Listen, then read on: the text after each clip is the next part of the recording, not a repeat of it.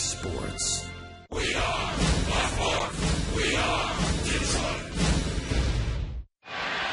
Tigers baseball on Fox Sports Detroit is presented by Bell Tire.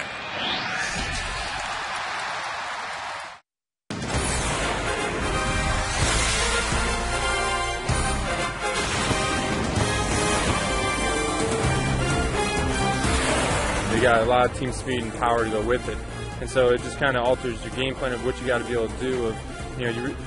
Especially against the Rays, you really have to be able to manage the running game. They're going to be stealing every base they can. If you're 1-4 to the plate, I mean, they're gone. So it's one of those things you got to be able to manage the running game and still be able to throw strikes. And welcome to downtown Detroit, when it's an absolutely beautiful night for baseball here in the Motor City. It is Game 2 in this 3-game series featuring the Tampa Bay Rays and your Detroit Tigers. Hi again, everyone. Welcome to Tigers Baseball. Mario and Pemba, Rod Allen, glad to have you with us for the middle game of the series. And Rod, as Mr. Scherzer just said, these Tampa Bay Rays can provide a big-time challenge, and I'm sure they will again tonight.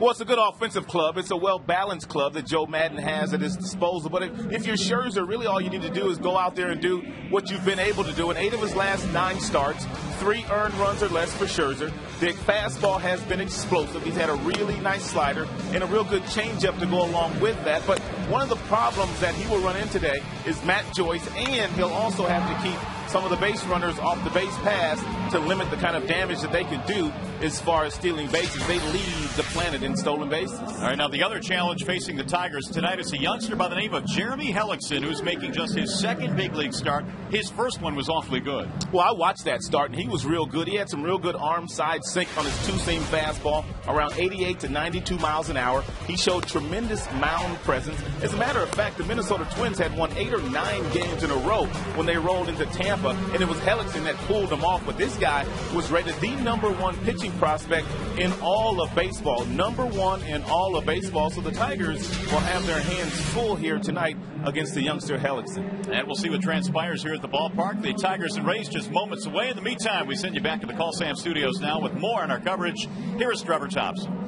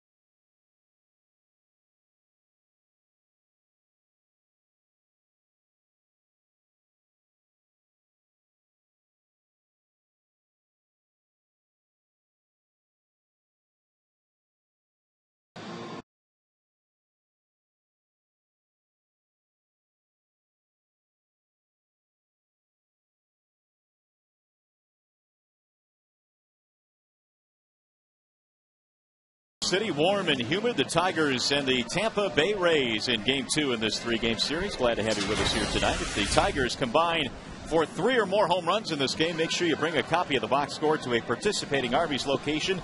Do that tomorrow and get a free small order of curly fries. Here's the starting lineup for Joe Maddon's Tampa Bay Rays. It is presented by Honda Bloomfield. John Jaso will lead off. He'll do the catching. Ben Zobrist is batting second, followed by Carl Crawford. Evan Longoria is at third base. Matt Joyce, really good numbers against the Tigers this year, followed by Willie Ibar, Dan Johnson, B.J. Upton, and Jason Bartlett. Here is the scouting report on the Tigers.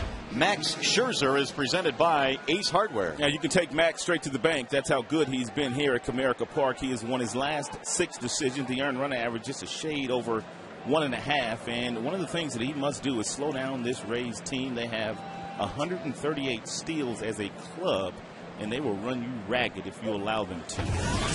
So we're ready for baseball tonight. Scherzer is as well. The first pitch of the ball game is a strike on John Jaso. Our game time temperature tonight is 85 degrees at Comerica Park. Clear skies otherwise. The 0-1 pitch. 1 ball and 1 strike on Jaso, who had a fine night last night. In fact, a career night, a career high 3 hits.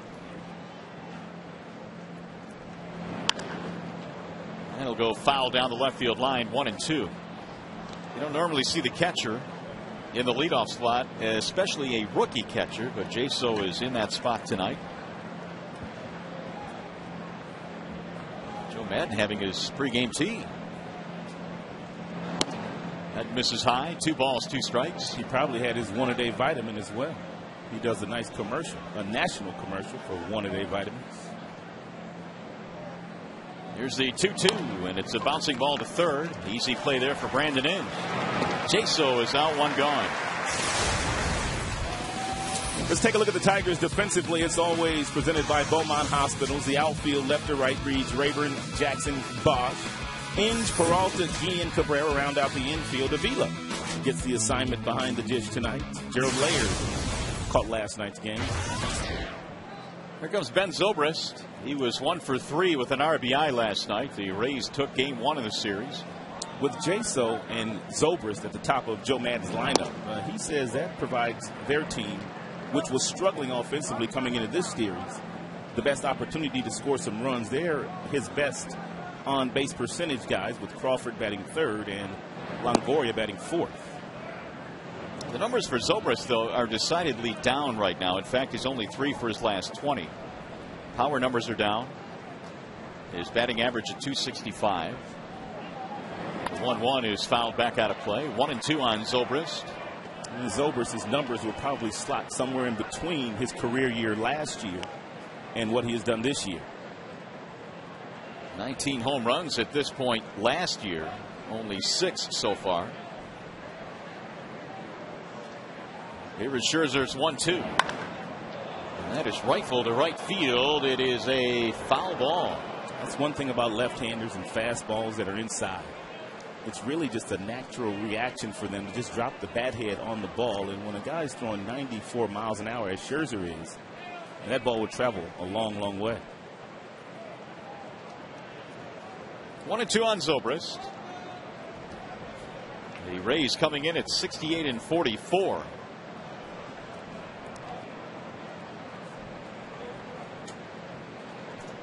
Still on the heels of the New York Yankees in the American League East. And the 1-2. Bouncing ball to second. Routine play for Guillen. Rays are sitting pretty good in the American League East. Obviously, they're trailing the Yankees, but they're wild card. They've got a nice lead over the Boston Red Sox as we get a look at Scherzer's numbers overall this year.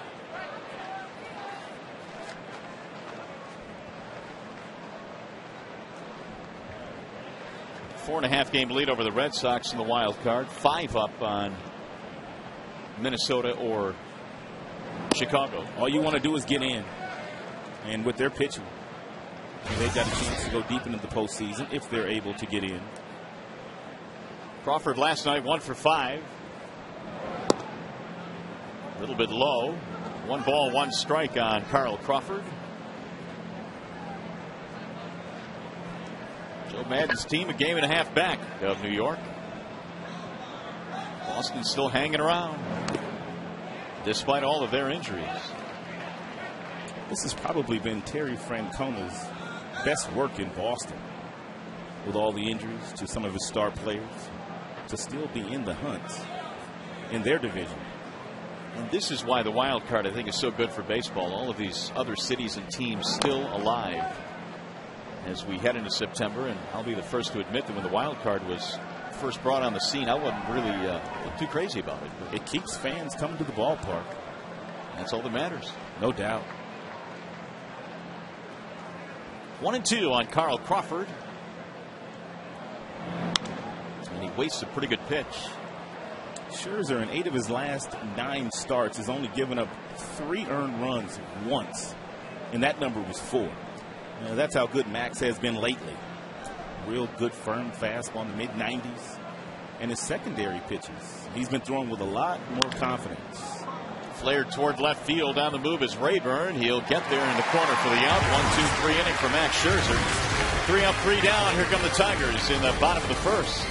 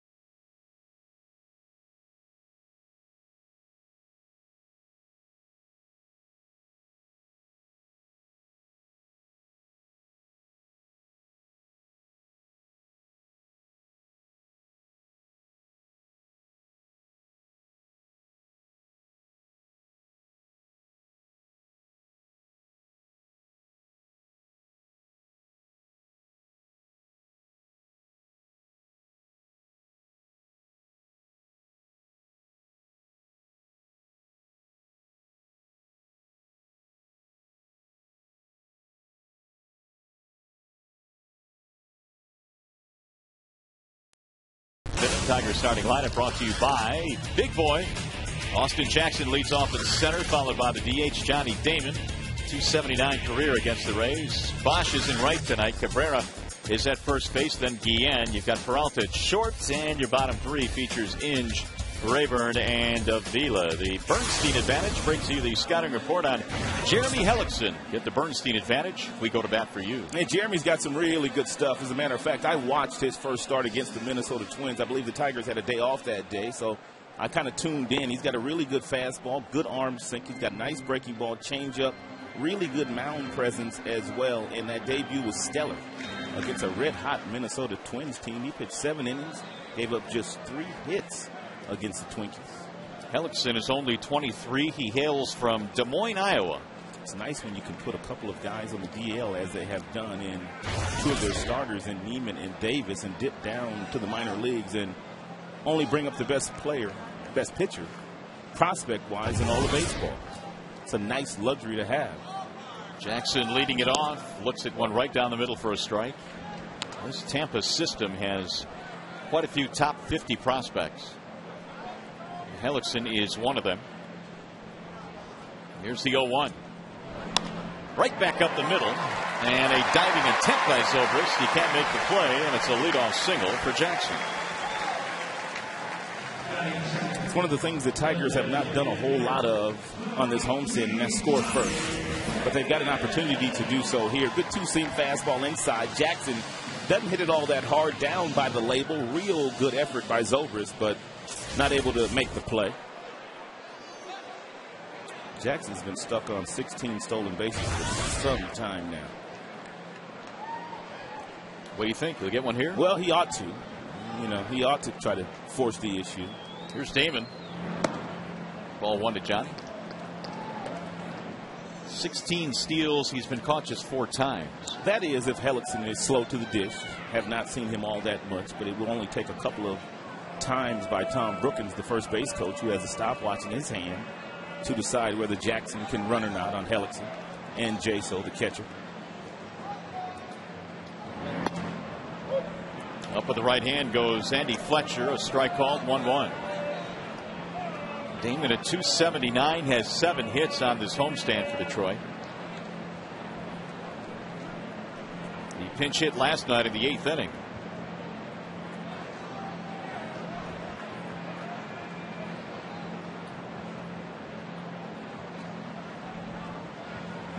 He's showing bunt, and Hellickson misses inside. 2-1 on Damon.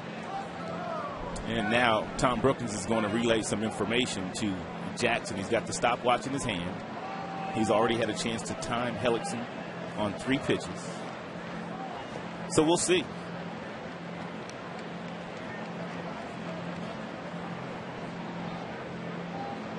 Stopwatch plays a huge part of the running game, whether you can run or not on any pitching, catching combination.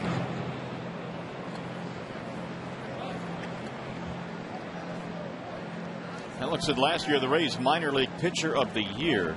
His minor league numbers are really kind of ridiculous. I mean, he blew through the minor leagues just waiting his turn. But this big league roster has a lot of talent on it.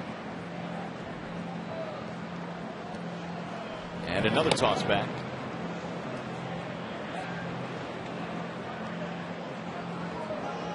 This year at Durham he was 12-3. And look at the walks to strikeout ratio at the bottom. Pretty impressive.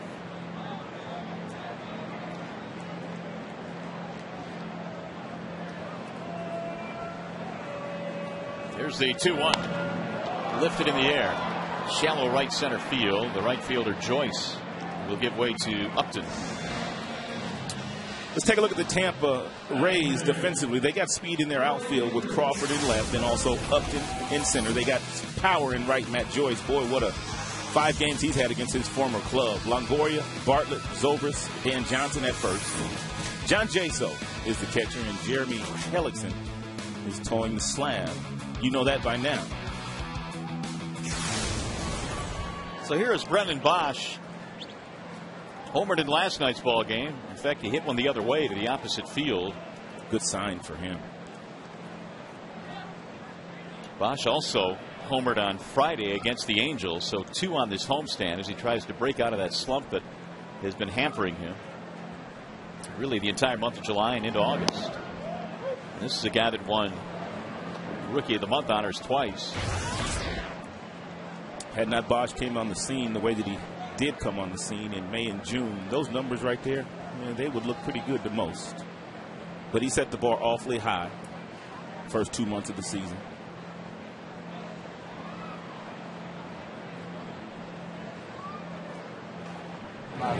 And again, back is Jackson at first base. It looks like Dave Martinez, the bench coach for Joe Madden, handles the running game. It's not Madden who's giving the signs to Jaso, but it is Dave Martinez, former outfielder.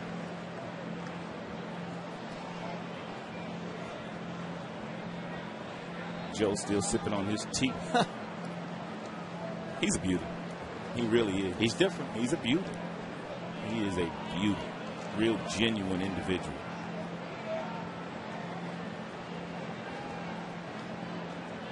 Well, Hellickson has really slowed down the pace of this one with Jackson at first base.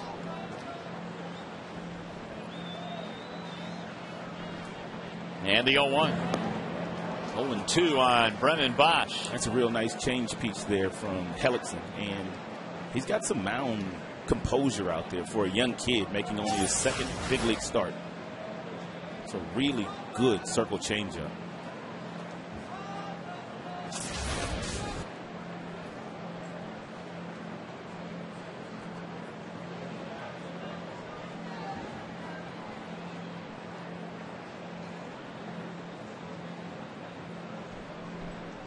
And the 0-2. A bouncing ball to first. Fair ball. Tag the bag 1. Tag play at second. And a double play. 3-6 twin killing. Inning over. And we'll go to the second.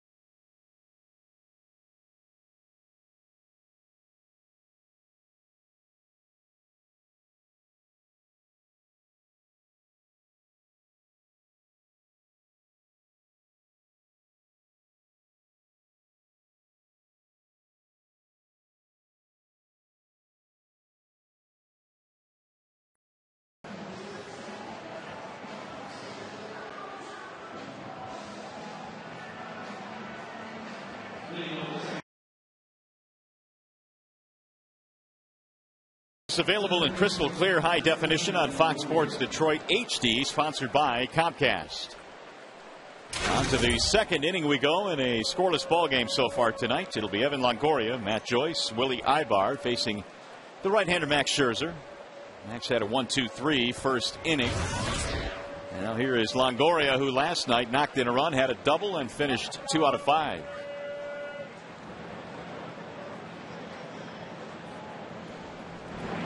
First pitch from Scherzer is inside. Longoria is hitting at just a 190 clip over his last 18 games.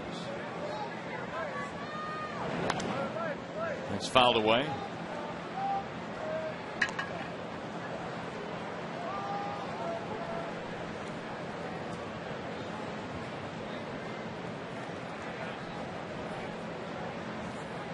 Here's the 1-1 pitch. Bouncing ball left side. Inge cuts it off. And he throws off the bag, but a tag made by Cabrera. Longoria is out. One away here in the second.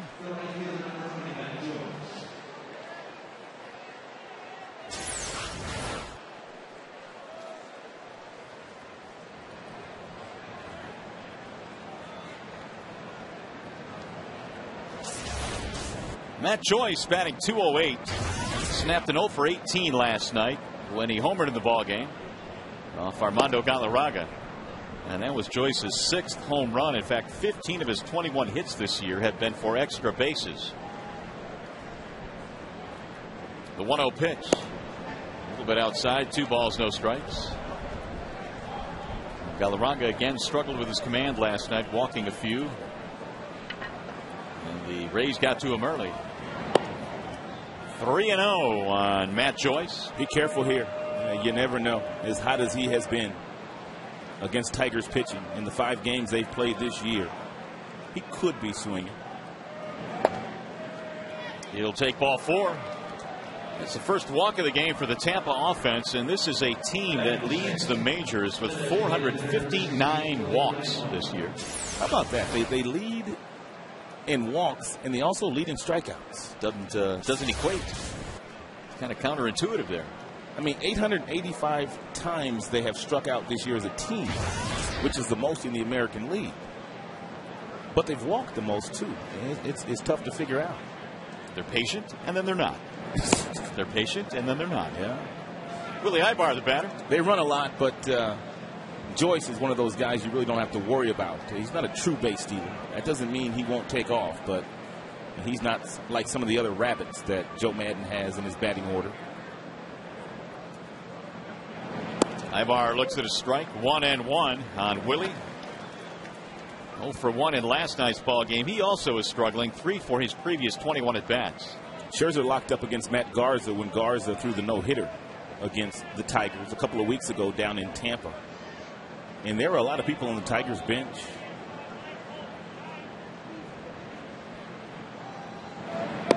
That thought on that night that Scherzer's stuff was actually more electric than Garza's, but we know the end of the story. Garza threw the no-hitter, but Scherzer had lights-out stuff that night until Matt Joyce got him for a grand slam, I believe, in the 6th inning. And Garza will draw Verlander tomorrow in the series finale. That'll be fun to watch. Bouncing ball to second. This could be 2. Guillen to second 1. Relay to first is a double play. So each team with a twin killing. That one goes 4-6-3. You're watching Tigers baseball tonight on Fox Sports Detroit, presented by Bell Tire.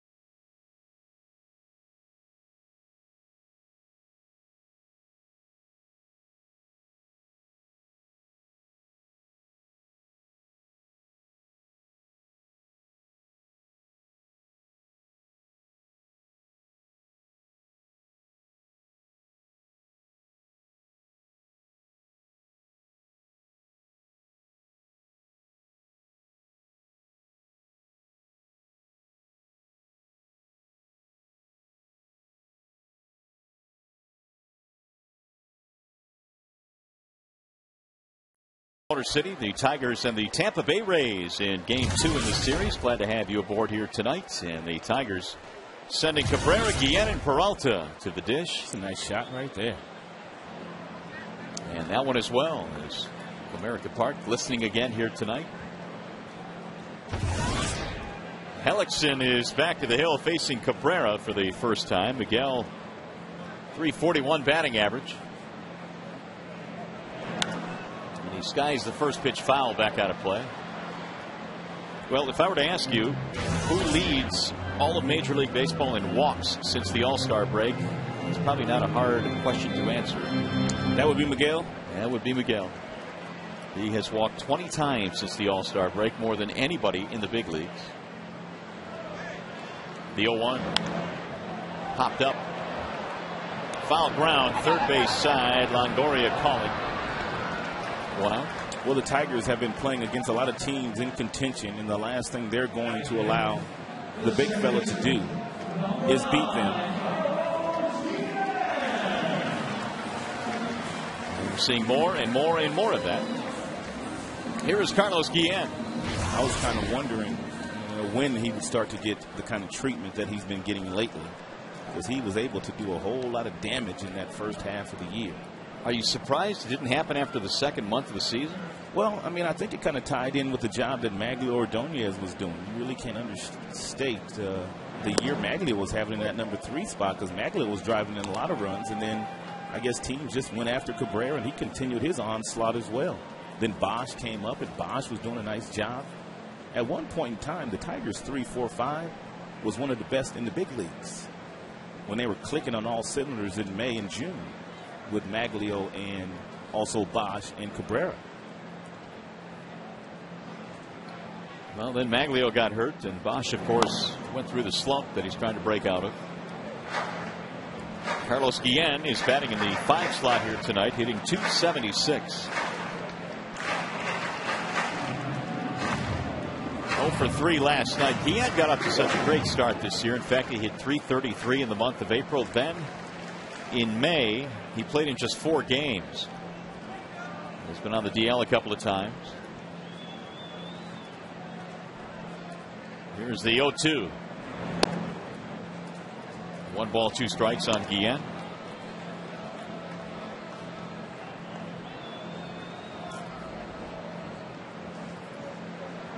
Hellickson ready with the 1-2 pitch. 2 balls, 2 strikes.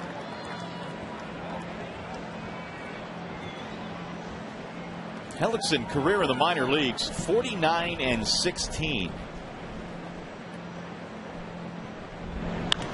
That's lifted to center field. Routine play for B.J. Upton.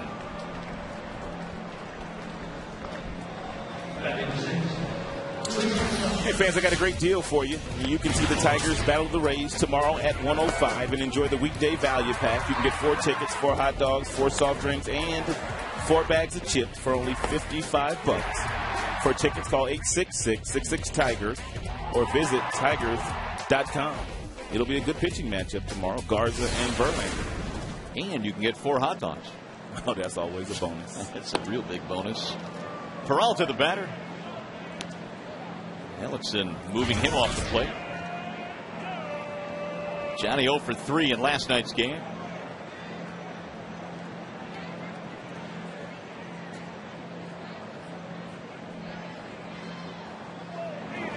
Swing and a miss, 1-1. You have a guy like Hellickson who has had so much success in the minor leagues. We mentioned 49 and 16. He falls under the category of a guy that really has not a whole lot more to prove in the minors, but with the rotation at the big league level, it takes injuries to get those guys up there for a chance, and that's exactly what has happened. Put a couple of guys on the DL. Baseball America's #1 pitching prospect. All of baseball. That's pretty special. It is. Swing and a miss, and he strikes out Peralta. It's a 1-2-3 inning for Jeremy Hellickson. That's his first strikeout of the game. 2 in the books.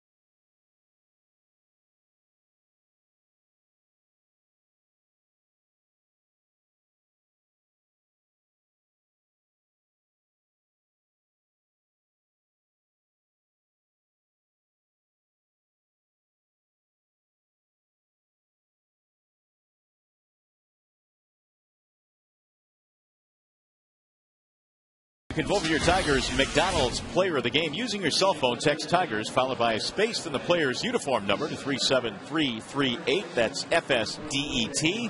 See the final results post-game during Tigers Live last night. Gerald Laird won that award for a good game offensively. That little fella got a Mountain Dew. He will not get to sleep tonight. He will be up all night. There's no question. Scherzer back to the hill. He's facing 7, 8, 9. Johnson, Upton, and Bartlett. Max has faced the minimum so far. He did give up a walk in the second. He got a double play. Be careful with Johnson. He's only hitting 188 with one big fly in the majors this year, but he had 30 home runs in the minor leagues when he got called up. He was torching International League pitching. 188 batting average for Johnson. And he takes outside. 2 balls and 1 strike. Classic uppercut swing for Johnson, which allows him to hit lots of fly balls. Tried to hold up there, couldn't do it. 2-2. He was also one of those guys when he was drafted out of Nebraska that kind of fit the athletics mold of a guy that had a high on base percentage, would take his walks. Here's the 2-2 pitch. Fouled away. He came up in that Moneyball era. He did indeed. I'm not sure that era is actually dead yet, but because there are some that still, I think, subscribe to that theory. High on base percentage guys. The 2-2. Outside, 3 balls, 2 strikes. I think it's good when you have the mix. When you rely on sabermetrics and you break down all the numbers and all the matchups, but then you have the naked eye as well. There's no substitute for a real good veteran scout that can watch everything you do on the baseball field. There's a leadoff walk, and while we have a chance, game break time, we go to the studio, and here's Trevor Thompson.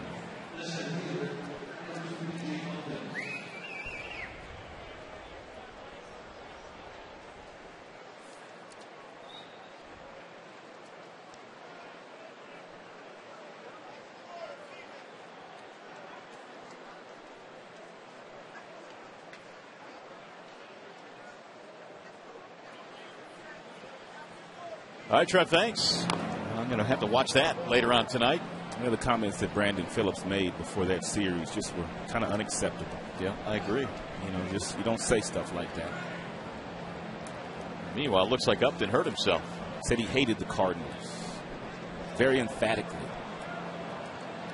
Just really not good words by the youngster Brandon Phillips, second baseman of the Cincinnati Reds. Let's see what happened here to Upton. Oh, that one came up and bit him. Uh-oh. Uh-oh, he's right. Oh, my goodness.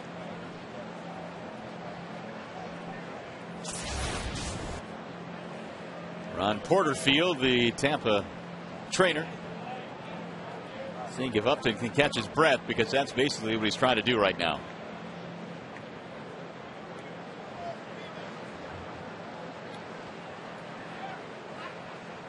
Johnson led it off with a walk.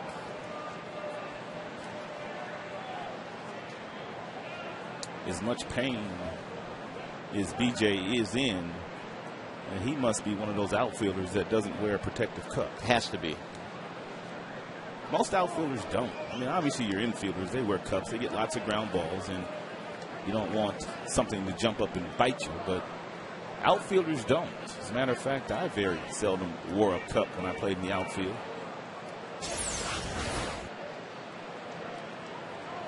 And this is not a good feeling. Oh. So Upton taking quite a while to get over this. And you can't blame him. BJ looks like he's finally going to be able to walk this off.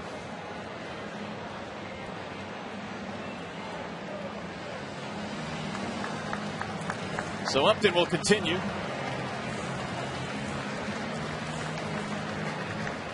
Scherzer has allowed 2 walks already in this game. And Max walked 2 in 7 innings in his last start. And 1 the start before that.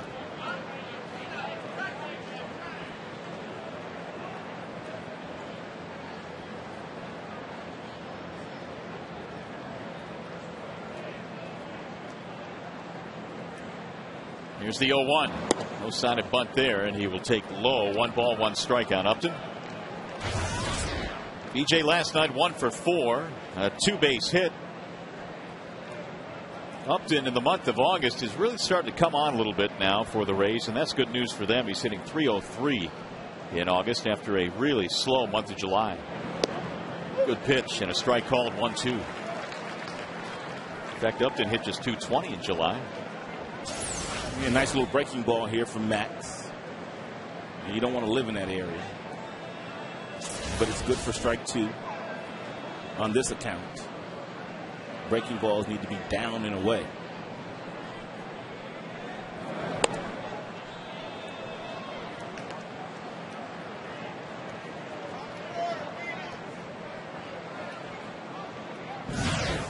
On deck, Jason Bartlett, the Tampa shortstop.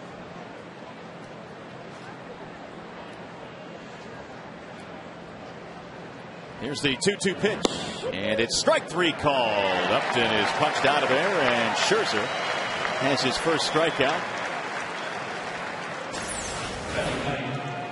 It's a well-located fastball by Scherzer away from his arm side. BJ must have thought it was a little bit low.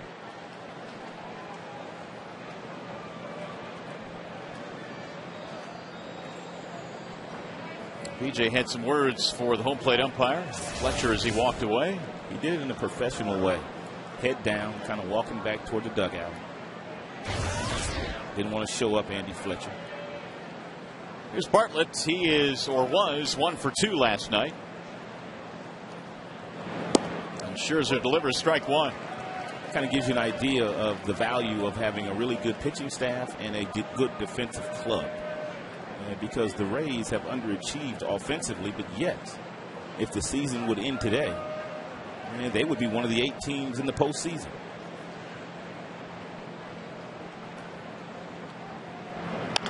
Right back up the middle, and Peralta gets there. He tries to flip it to second for the force, unable to do it. Everybody is safe. Infield hit for Bartlett, and that'll put 2 aboard now with 1 out. One of the things that Brandon Inge allows Peralta to do, and that's kind of cheat up the middle against certain right-handed batters, because Inge covers so much ground at third base, and it's a nice play to knock it down and to glove it, but couldn't complete the play. Here's the top of the order now, John Jaso. Before Johnny moved to third base last year for Cleveland, the majority of his work was done at the shortstop position for the Indians. Over 700 games at that shortstop position for Cleveland. Finds himself wearing the Old English D. Here's the 0-1. Jaso takes down low. We're talking about Johnson a few moments ago being a big on-base percentage guy. A guy that'll walk a lot. Jaso fits that mold as well. In fact, his .385 on-base percentage is best among all rookies. Not often you see a catcher leading off for any team. And to even take that a step further, the last rookie catcher to lead off for a big league team was a former Tiger. And that would be Bruce Kim. Bruce Kim. Remember that name? I do.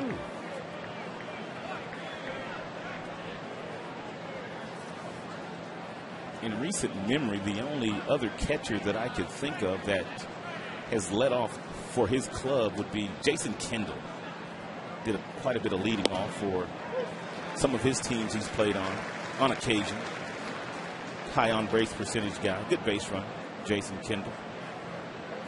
Well, back in the 80s, Brian Downing, or was he DHing at that time? I think he was DHing. Was he? 2-2 on Jaso.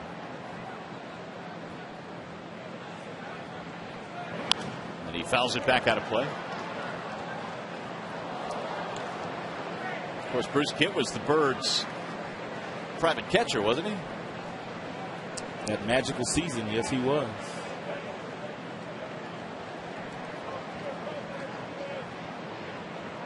Two and 2 on Jaso. Zobrist would be next.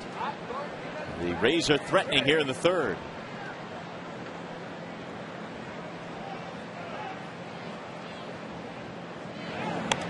And he popped him up. Got in on his hands that time. Inge to the grass.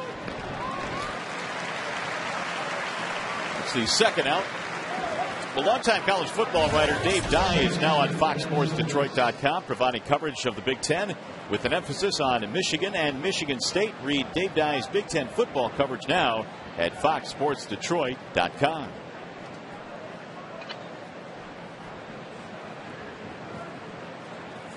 Two away now, and here is Zobrist.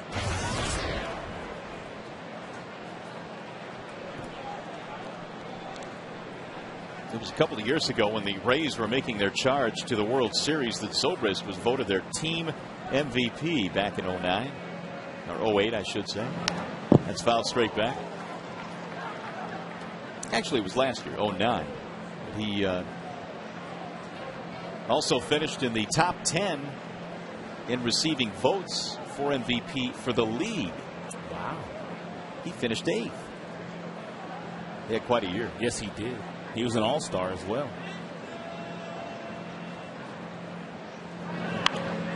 And the amazing thing is that he played 7 different positions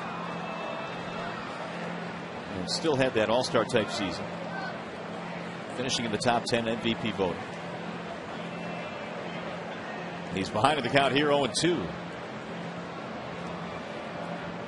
Yeah, good firm fastball, about 96 miles an hour above the belt buckle, might get you a strikeout here. But it looks like they're going at the bottom of the strike zone with an off-speed pitch. This catcher's playing games.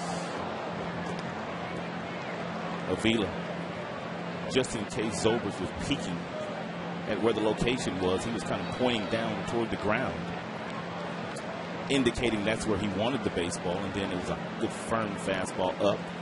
Did she catch that baseball with her cap? But asking myself, she may have made that play with her hand. Look at it. She gave it to him. Usually the other way around. Yes, it is. That's what the pocketbook too. Here's the 0-2, and it just missed. 1-2 on Zobrist. Scherzer, a couple of walks in this game. He's given up a hit as well. He's also induced a double play ball.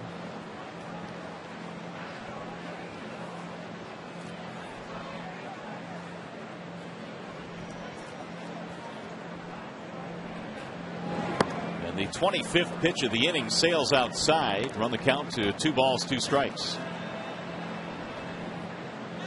Relatively easy first 2 innings for Max, but some extra pitches here in the third. Crawford waiting on deck.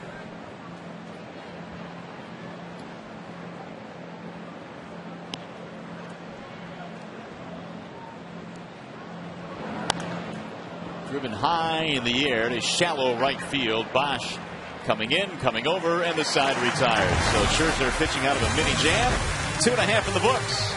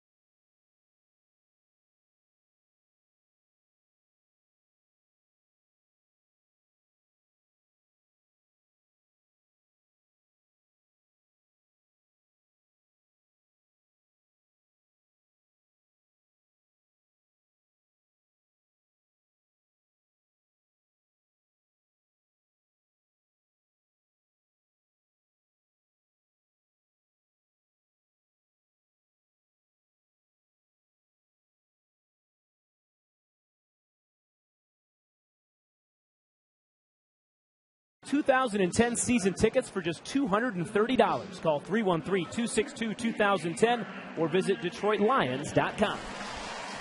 Well, we'll start looking for our first run of this game as the Tigers take on the Rays here tonight in Game 2 in the series. No score, bottom of the third inning. The Tiger and Lions fan. It's a great night for baseball here. 85 our game time temp. Brandon Inge leads it off. It'll be Inge, Rayburn, and Avila facing the rookie Jeremy Hellickson out of Des Moines, Iowa.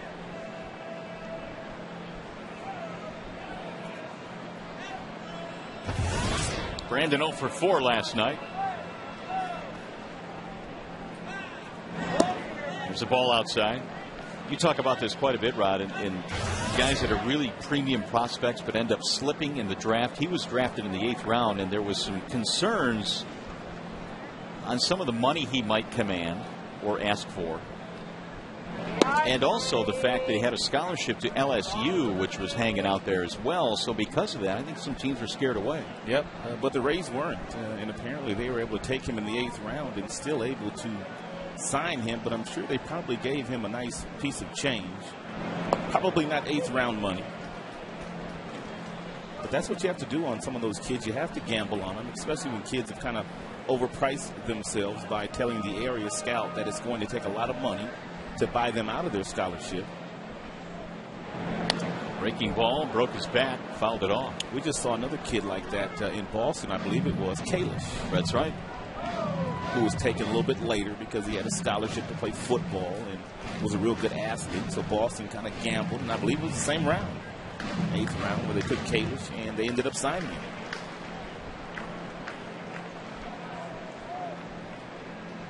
One and two on Brandon Inge.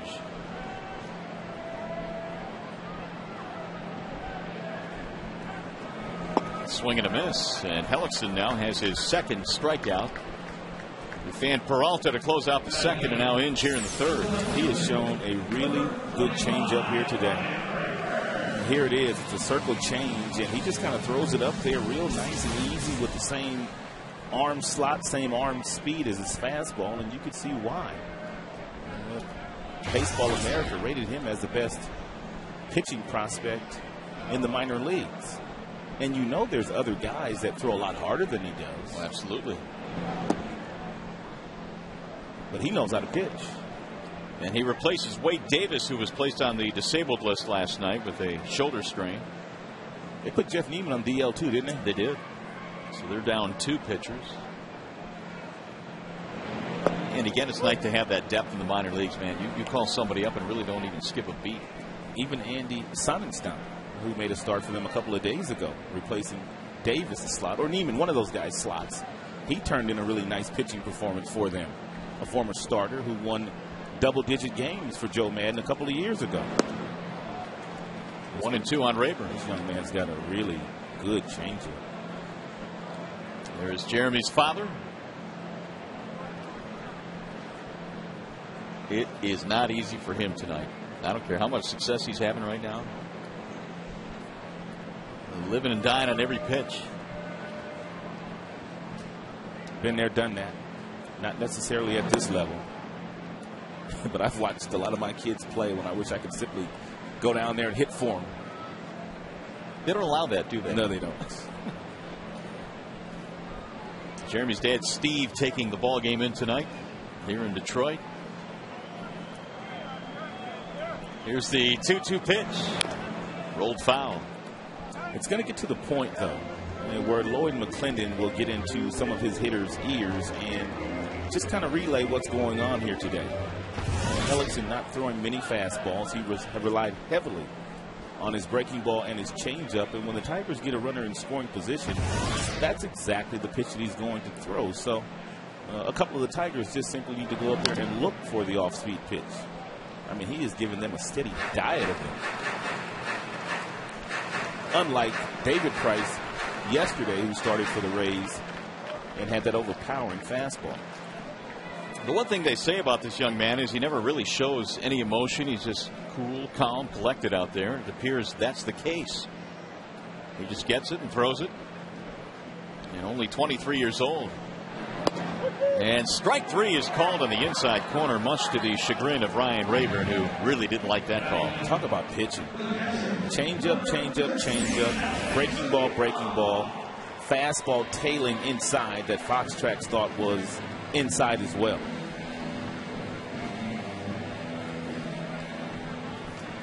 Pops is happy right now. Look at, they got Pops and Exmo. Yeah, and Pops didn't care what Fox Tracks had to say there.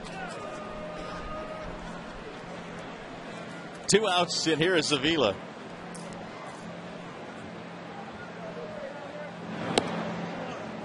Ball inside to Alex, hitting .215. When Jeremy made his major league debut, it was in Tampa not too long ago against the Minnesota Twins. And when Minnesota arrived in Tampa, Minnesota was the hottest team on the planet, not the White Sox. They had an 8-game winning streak that this young man just really shut that good offense down.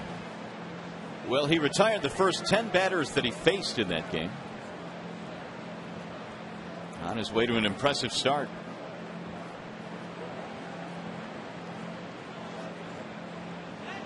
Two 2-0 on Avila. We're in the third, no score. 2-1. Alex 4 hits on the homestand.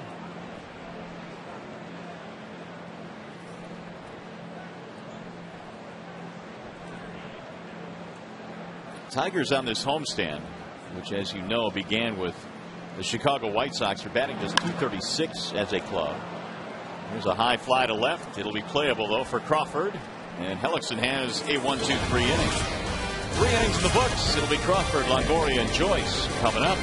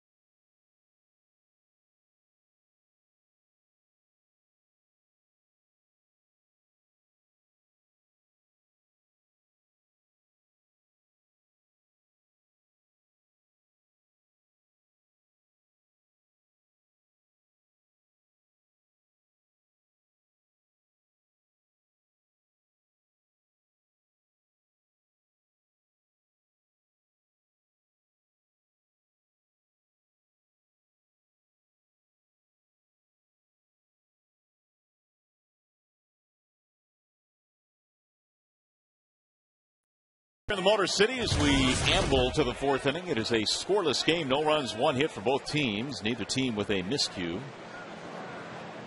On an 85-degree night here in Detroit, Tigers game 2 in this 3-game set with the Tampa Rays in town. Carl Crawford leads it off. It'll be Crawford, Longoria, and Joyce. And the first pitch is lined right at the second baseman, Guillen. 1 pitch and 1 away. Crawford hit that ball hard, but straight at Carlos, fortunately. That'll bring up Longoria.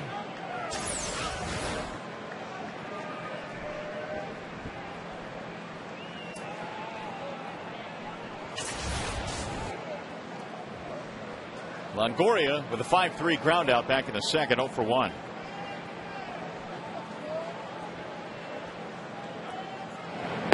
He made his first All-Star game start this year for the American League. Game eventually won by the National League, but Longoria did his best, doubling off of Ubaldo Jimenez.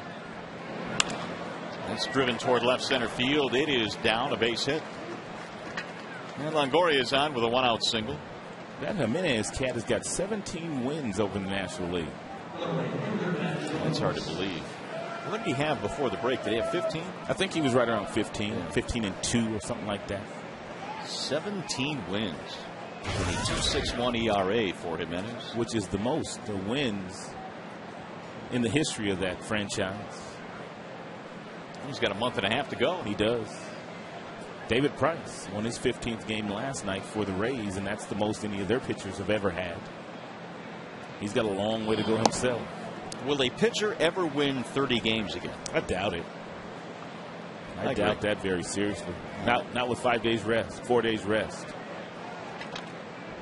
Yep, it's probably unlikely that'll happen. Matt Joyce, the batter. Runner goes, then a bouncing ball. Nice play by Cabrera, but Scherzer's going to have to cover, and he does for the out. That is a nice play.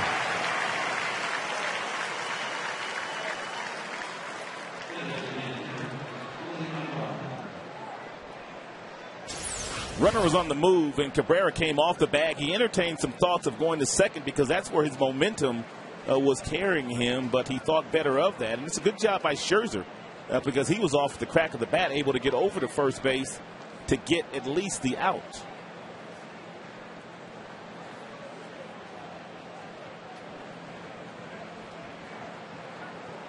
I like the way he got the ball to Scherzer and he led him to the bag, not giving the ball to him while he was on the bag. Sometimes that presents problems for the pitcher because you're trying to catch the baseball and find the bag at the same time.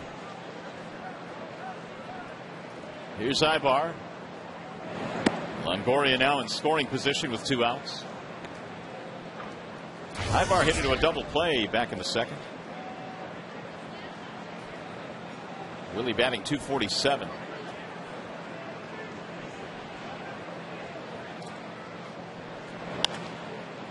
Popped him up, shallow left.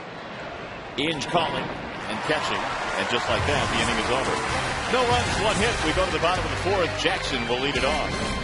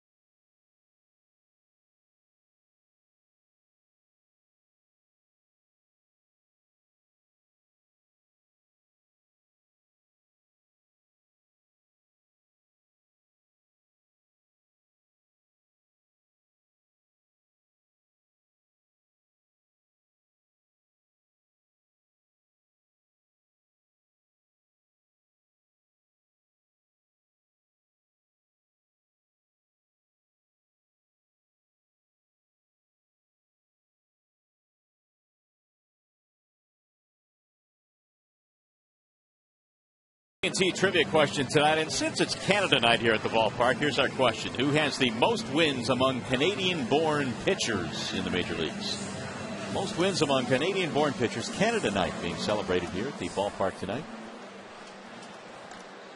So we'll have the answer to that question a little bit later on. In the meantime, the rookie Hellickson back to the hill. He has limited the Tigers to just 1 hit through 3 innings and has struck out 3. Here's Austin Jackson.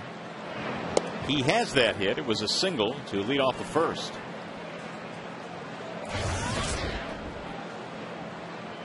Jackson now 9 hits on the homestand. Here's a strike up with the right hand goes Andy Fletcher.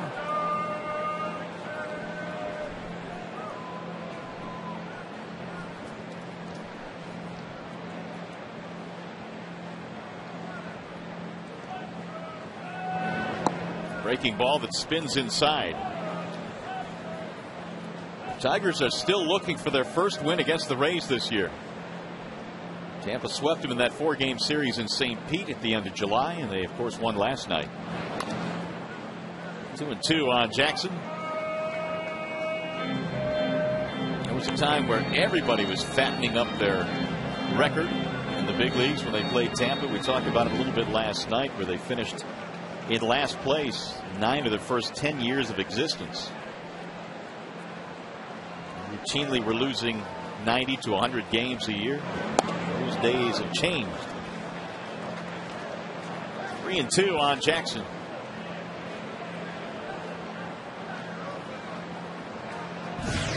Damon on deck.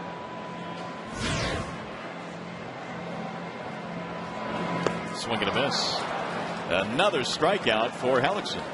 Hellickson has shown a real good feel for pitching already in this game. He has 4 strikeouts, 3 of which have come on off-speed pitches, whether it be the changeup, which is a circle change, or the breaking ball. And then once he gets you looking for the off-speed pitch, he can freeze you with a real good firm fastball at 90 miles an hour, which he did to Ryan Rayburn, although that ball may have been a shade inside. But he has demonstrated a real nice feel for pitching for a young guy.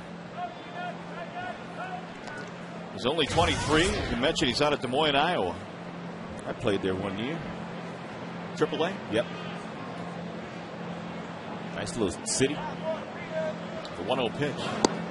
Who were they an affiliate of at that point? White Sox when I played there. Oh, really? Yeah. Because they were the Cubs for a long time. Long time.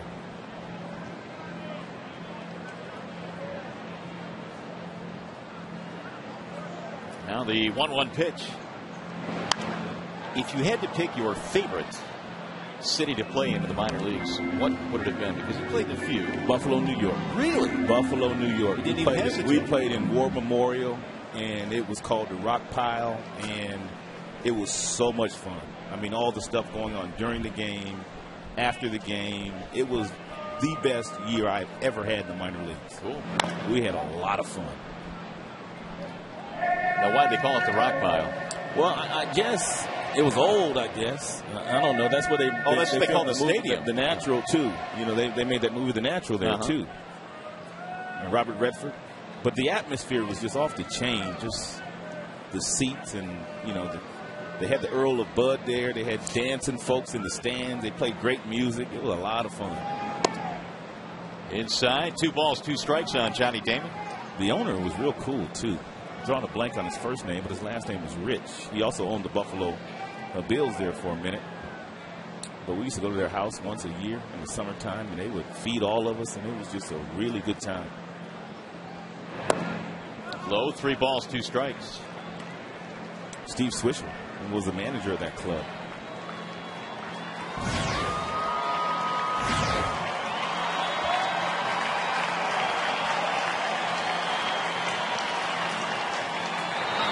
Swing and a miss. Looked like that off-speed pitch again. Johnny was out in front of it, and there are 2 away. Hey, fans, the Tigers host the Cleveland Indians on Friday, August 20th, and the first 10,000 fans to enter Comerica Park receive a poster of the Tigers' 2010 All-Stars. For tickets, call 866-66-TIGER or log on to tigers.com. There they are. Hellickson has struck out 5 of the last 6 Tigers that he's faced. Oh, my goodness, is he pitching. Ooh. Strike 1 on Bosch. A little slow breaking ball. Almost under the speed limit. And the funny thing about it, he's throwing all these pitches for strikes.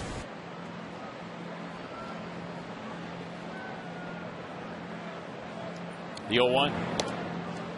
It's way inside. 1 ball, 1 strike. But he certainly would not think that this is just his second big league start.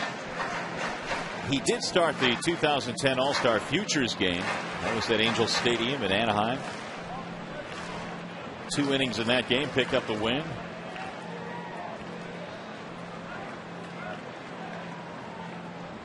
And again, not really one of those guys that is a big kid. He's 6'1", 185. That's chopped foul, third base side.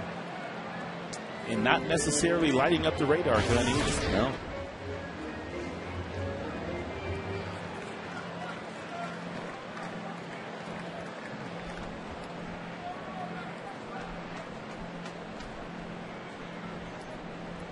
One and two. The only Tigers hit a single by Jackson in the first. Bosch takes just off the inside part of the plate as he poured in a fastball. 2-2. Only 51% of Hellickson's pitches have been fastballs today, and that's why I kind of brought up the idea last half inning. Some of these Tigers simply need to go up there and look for something soft. You got a 50-50 chance of getting it. Popped him up. Let's see if there's room for Longoria. It appears there is, and that is that. The Tigers again go 1-2-3 for the third straight time.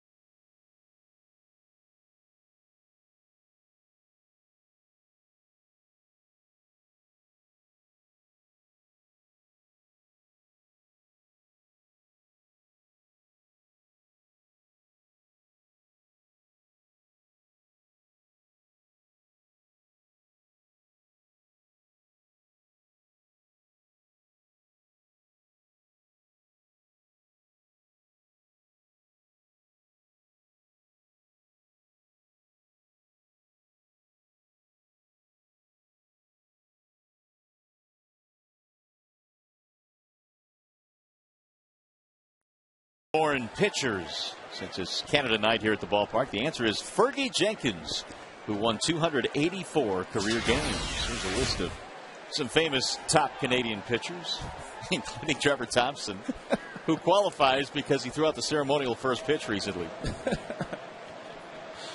0-0 to present, it says on there. Beautiful.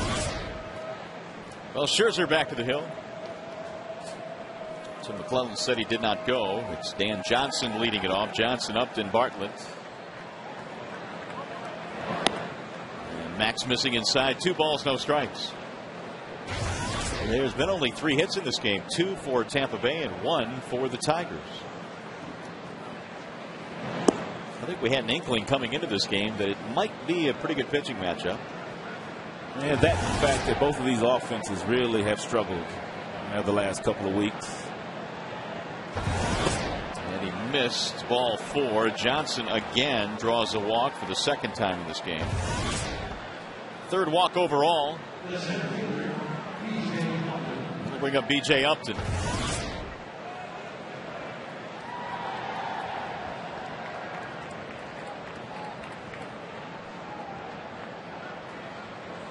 Upton struck out back in the 3rd.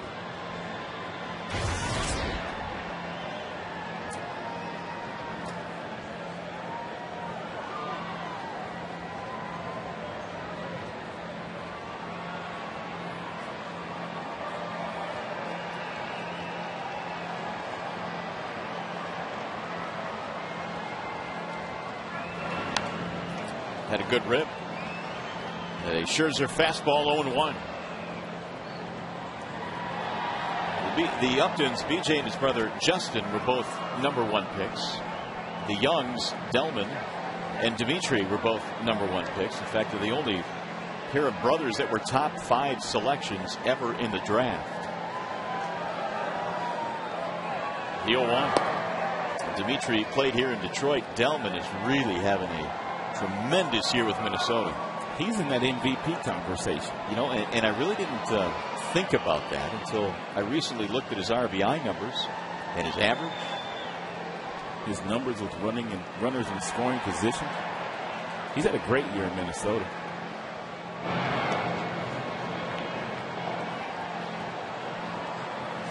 Especially in light of Morneau being on the DL.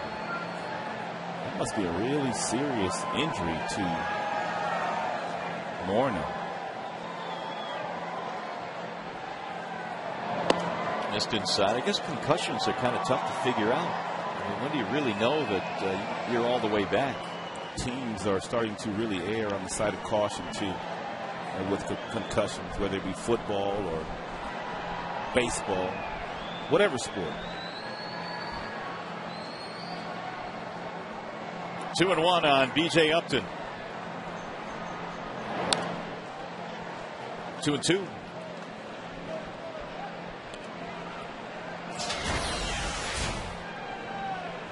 Well, here's some of the guys that you have to look at in terms of MVP candidates. 2 of the 5 are on the disabled list. Euclid's done for the year, isn't he? Yep. And Morneau, we don't know when he's going to come back, but Delman and Vladimir and Cano. And, of course, you've got Cabrera. And Josh Hamilton probably heading that list right now. Line drive caught by Inge. A little bit of a mini leap. One gone. Upton hit it hard, but nothing to show for it. Pretty good swing by BJ.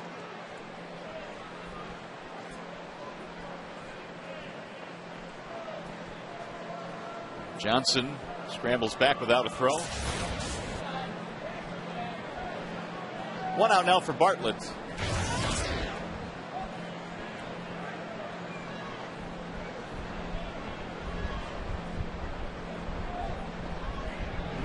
I heard John Paul Morosi say on our Tigers Live pregame today that the last time a player won the MVP without his team making the playoffs, I think it was 7 years ago. So typically it's guys that lead their teams to a playoff position. But when you look at the numbers of Cabrera, if the Tigers do not make the playoffs, I mean, and Miguel picks it up toward the second half of the second half, it's going to be hard to deny him, I think. I agree with you. But you said the magic words there. Pick it up. He's got to pick it back up.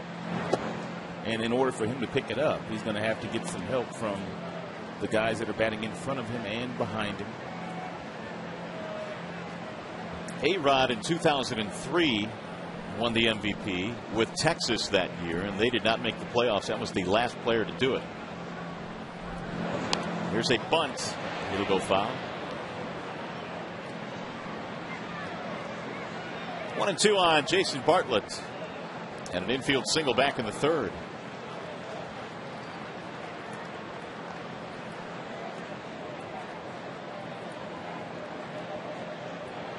Bartlett has been very good with the bat in terms of bunting. In fact, he picked up his second, make that his 10th sacrifice bunt last year. The club record is 12, so he's more than likely going to get there. 2 strikes in the count here, so he'll be swinging, and he fouls it back.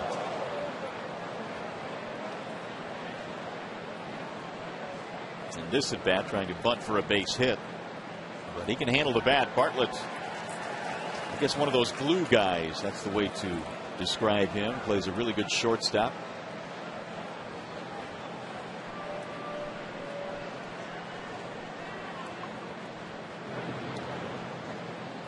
Bartlett last year hit .320, and that is the highest average ever in the history of the Rays.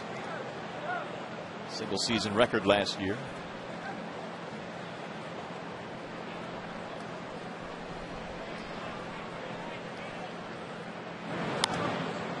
Fouled away. That wasn't a good pitch there by Scherzer, but every now and then you get away with changeups with 2 strikes that are hanging. And this is a good pitch to hit. But when you're hitting 240, you kind of miss those pitches. But Scherzer, that wasn't a well-located changeup. Drill toward the gap in left center. It's down. Base hit. Let's see if this gets a run in. Johnson coming to third. They're going to try and score him. Here comes Peralta's relay. It's held up. And Tampa takes the lead 1-0 on the RBI hit by Jason Bartlett. I don't know how they're going to score that, but it probably should be a double in an air. Rayburn just didn't pick the ball up in left field. He tried to pick it up with his glove. It's a fastball right down the middle, ripped by Bartlett into the outfield. Rayburn reached down once, then he reached down twice, and that allowed Johnson to come around and score from first base.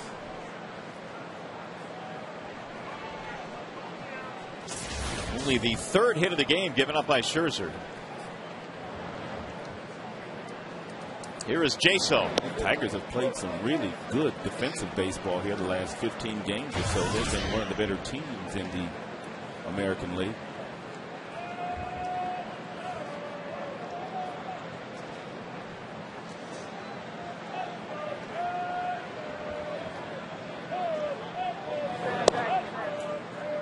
One ball, one strike on Jaso. Tonight's 0 for 2. Pop up and a ground out. It's kind of been a reoccurring theme on this homestand. The Tigers falling behind. They haven't led in too many of these games. And you were on the money on your call. A double. E7, no RBI. Making it 1-0.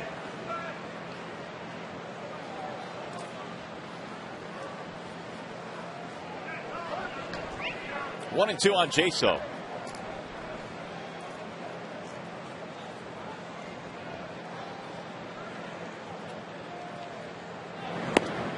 There's a ball up high. 2 balls, 2 strikes as he gets back into the count. Jaso, a guy that Joe Madden calls the best guy we have on our team at working counts and seeing pitches. He will see a lot. It looks like he doesn't even stride. It's almost like he's in a 2-strike approach from the word go when he stands in that batter's box. And really, as far spread out as he is from the beginning, you really can't stride. Look how far he starts. If he was to pick that foot up and put it any further, he would clearly be off balance.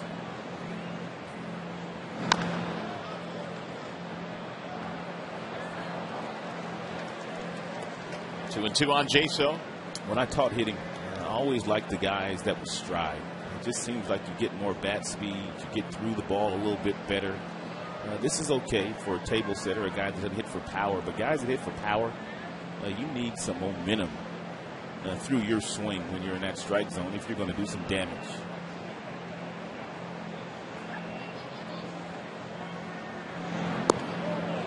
That missed low, and now Jaso has gone from 1-2 to 3-2 in the count.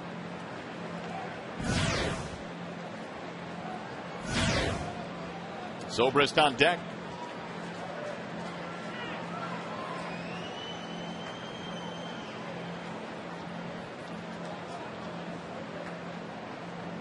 Three-two pitch is popped up. Left side of the infield. Brandon Inge waiting. And that's the second out. Hey fans, as soon as the game ends, our coverage continues with Tigers Live. You'll hear from the manager, Jim Leland, and the players. Plus, we'll break down the game and show you all the highlights. Tigers Live from the Call Sam Studios immediately after the game here on Fox Sports Detroit.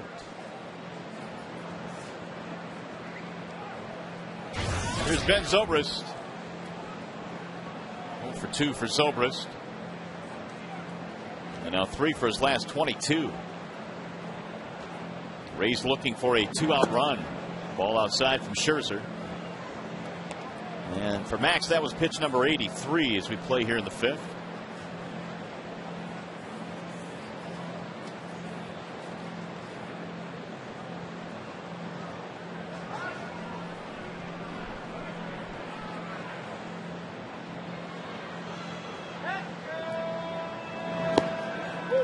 Scherzer has won each of his last 6 decisions here at home. That dates back to late May. And in that stretch, an ERA of 1.51, so he pretty much has been untouchable in this ballpark. They have nicked him for a run here, courtesy of an error. The 1-1. Tried to hold up, went around. The next step for Scherzer to take is to start to manage that pitch count a little bit better. He has thrown 85 pitches already. He has not gotten through the 5th inning, which means he probably has a couple more left innings, maybe just one. But once he manages that pitch count a little bit longer and is able to stay in games with his dominant stuff, he'll start to win a lot more games. I was talking to Max yesterday in the clubhouse, and he said his right arm feels better now than it's ever felt in the month of August, this late in the baseball season. He said he just feels fresh.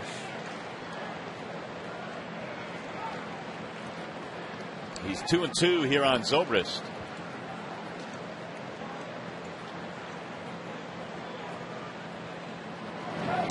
And he got him strike 3 on the outer edge. Zobrist doesn't like the call. He beats with Andy Fletcher. They get a run out of double and an air. Strand a man at second. 1-0 Tampa.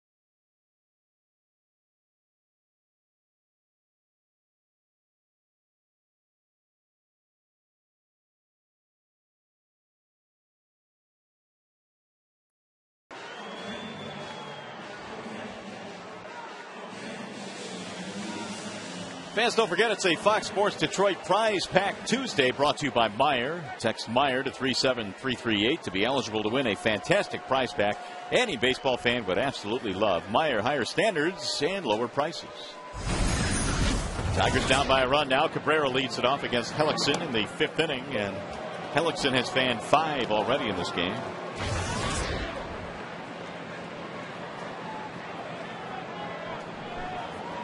He's retired 11 of the 12 that he's faced overall in the ball game. The Tigers got an infield hit by Jackson in the 1st, later erased on a double play, and nobody else has reached. Pretty big strike zone today by home plate umpire Andy Fletcher. North to south, east to west, and he's calling it both ways. So as a hitter, you already have to know by now if you fall behind with 2 strikes. If it's close, you better be swinging.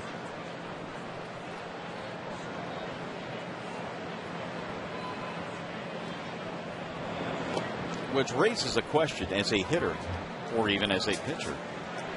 If you know who is umpiring home plate that night, there's almost a scouting report on the umpire as well, isn't there? There is. I mean, there really used to be a legitimate scouting report back when you had the American League umpires and the National League umpires. But you still have some guys, even though they're under the same umbrella, that favor certain pitches over another pitch, whether it be inside, as Cabrera's punched out here today. Inside fastball by Fletcher, called by Fletcher. It's going to be 6 strikeouts where this one hit. Pretty close. So Cabrera's out of there.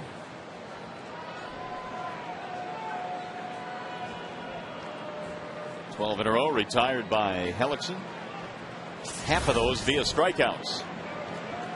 Here's Carlos Guillen. There's already been 4 strikeouts looking. 3rd strikes taken, 2 by the Tigers and 2 by the Tampa Bay Rays.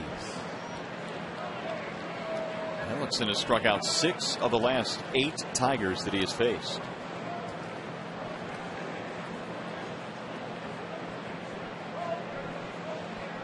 Here's the 0-1. Guillen hits it in the air toward left center, sinking, and Crawford comes on to make the catch. 2 outs.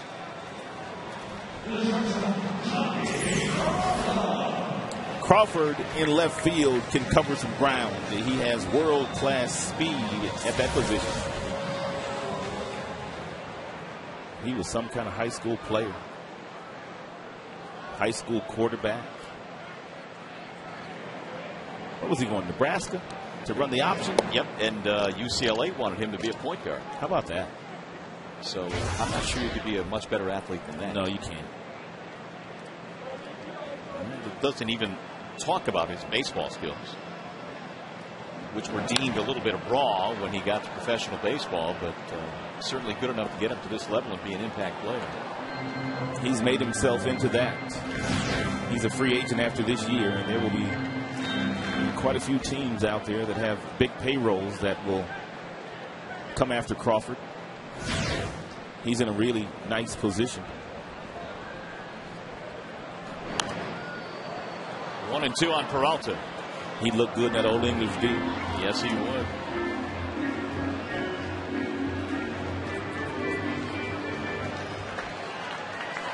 Peralta's had a lot of success against the Rays since the start of 06. Only Mauer has had a better average.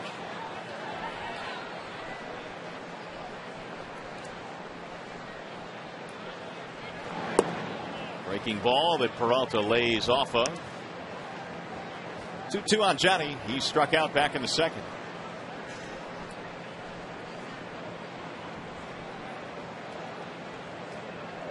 There's Dad Steve. He is not enjoying any of this. Oh, he's not. And his son is pitching so well, too. But it's impossible to enjoy. Not enjoying any of it. Squirming, turning from side to side.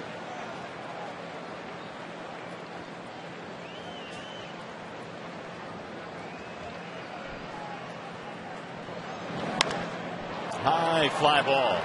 Center field. B.J. Upton is there, waiting. Tigers again go 1, 2, 3, 14 straight retired by Hellickson.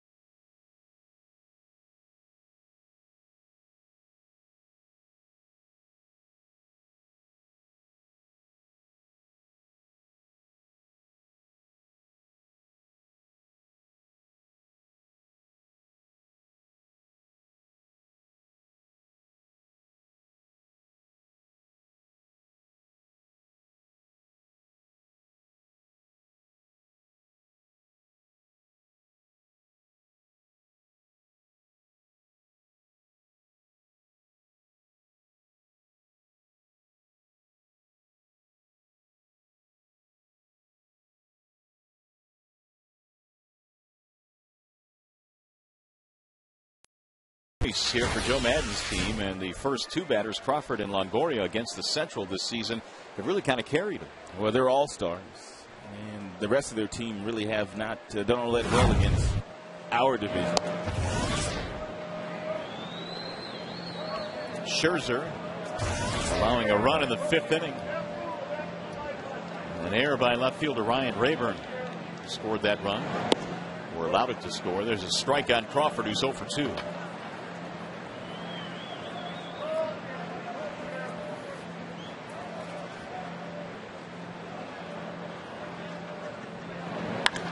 Driven to center field, hit hard.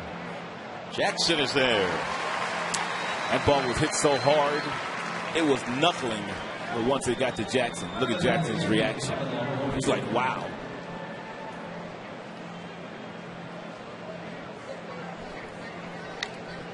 Apparently Crawford has gotten over his bout with general soreness. Look at Jackson. That ball's knuckling him right now. He's like, oh my goodness. First out of the inning, that'll bring up Longoria. It was a loud out. Longoria single and a ground out.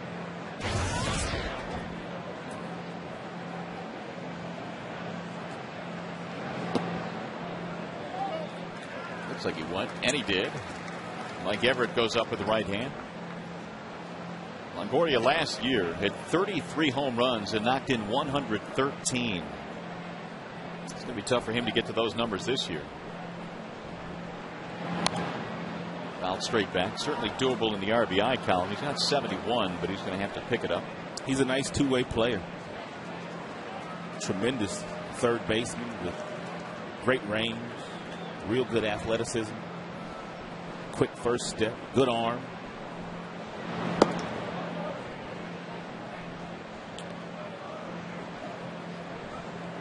Won a Gold Glove, as a matter of fact, last year at that third base position. The 2-2. Pulled to the shortstop. Sandy Peralta throws out Longoria. 2 gone. We got Matt Joyce. And Matt Joyce has already homered twice this year against his former club. It was a grand slam against Scherzer a couple of weeks ago in Tampa, and he played long ball yesterday against Armando.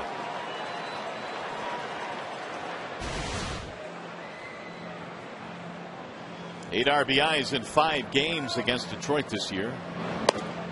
Ball 1 from Scherzer. I saw Carlos Pena before the game, and he was headed to the airport. I guess his wife is expecting their second child, so he's trying to make it back down to Florida for the birth of his second child. Really? Yep. That's going to be a fair ball. He's killing us. Joyce, another extra base hit. It's bobbled out there and right by Bosch, and now Joyce is coming to third. And he'll get there because Guillen bobbled the relay. Don't think they had a chance anyway. That will be the second error by the Tigers outfield here today. A double E7 scored a run in the 5th. And really what you need to do is just pick the baseball up. If you're Brennan, there's no need in rushing. He's going to get a double no matter what. So you pick it up cleanly, and then you get the ball back in.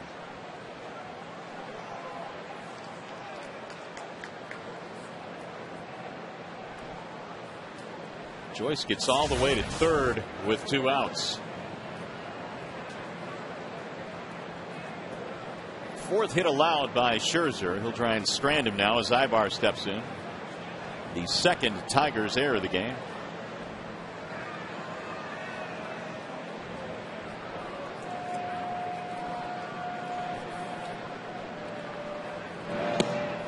Good swing by Ibar and a 94-mile-an-hour fastball.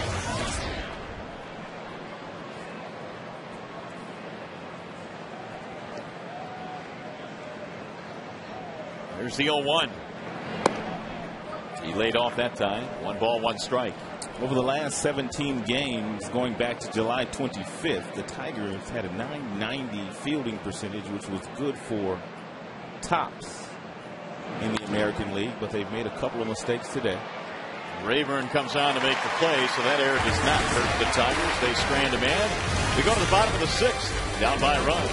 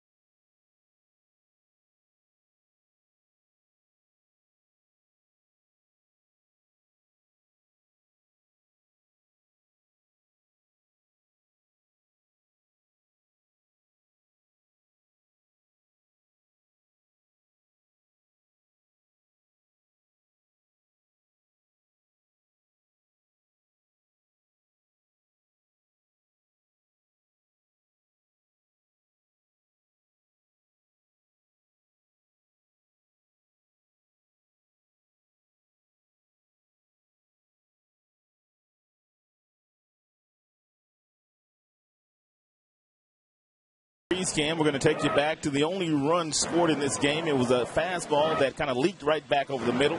Bartlett doubled into the outfield. Rayburn didn't pick it up cleanly, and by the time he picked it up, it was Johnson crossing home plate. That is the only run of the game so far. Coors Light Freeze Can is always brought to you by your Frost Brewed Coors Light.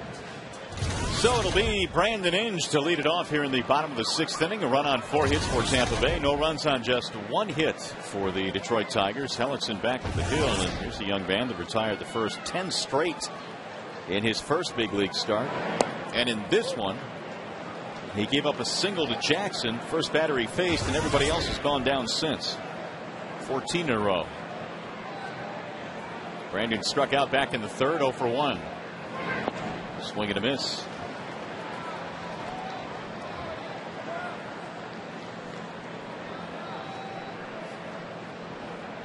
Oh, and 2 on Inge. Scherzer, by the way, has thrown an even 100 pitches to this point. That's drilled in the air toward left, but Crawford coming over to the corner. And 1 gone. Time to go back to the studio now. Game break. Here's Trevor Thompson.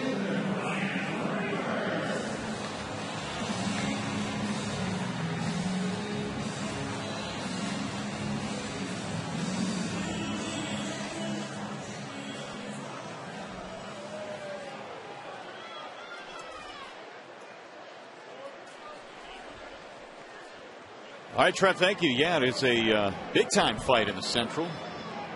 Literally tonight. St. Louis and Cincinnati battling it out in the National League Central. And Cincinnati's pitching has been tremendous all year long.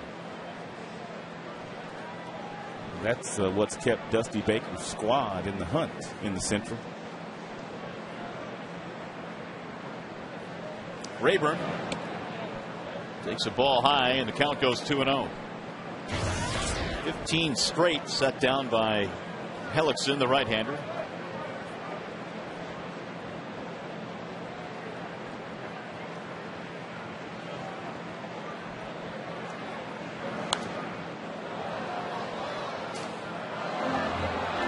Two and 1 on Ryan. Rayburn struck out back in the 3rd, one of 6 strikeouts that Hellickson has recorded in this game. He also had 6 strikeouts his major league debut against the Minnesota Twins. How about this? It's only the 2nd time he's behind in the count to a batter tonight. Now it's even at 2-2. He's been impressive.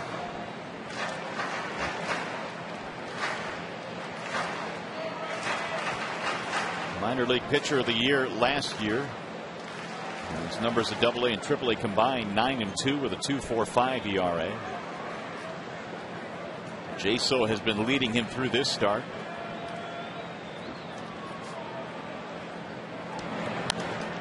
Fouled away again.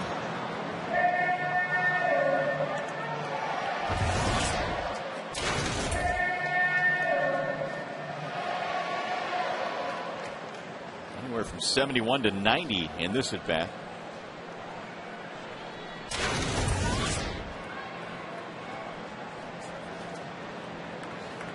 And the 2-2 pitch.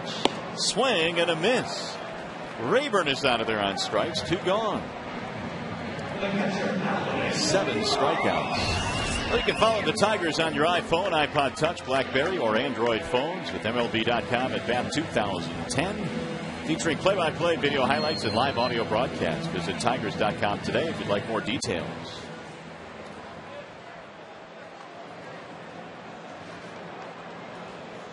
Only 1 Detroit hit tonight, a single by Jackson. Here's Avila with 2 outs in the 6th. That's popped in the air towards shallow left. Crawford is under it, and it's going to be an easy 1-2-3 inning for Hellickson. He has retired 17 straight.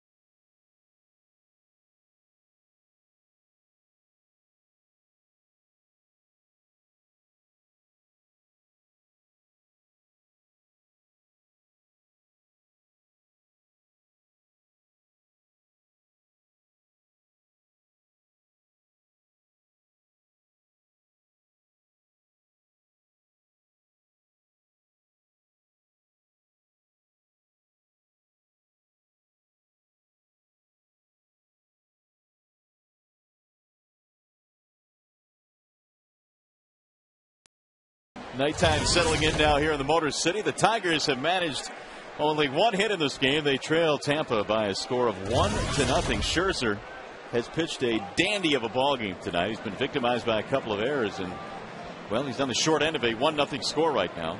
No margin for error. A lot of the Tigers starters, when they have gone out there, they have had to be almost perfect, with the offense struggling as much as it has struggled the second half of the season. Dan Johnson leads it off. Bottom three in the Tampa lineup. Johnson, Upton, Bartlett against Max. 100 pitches after 6 innings as Max goes to work here in the 7th.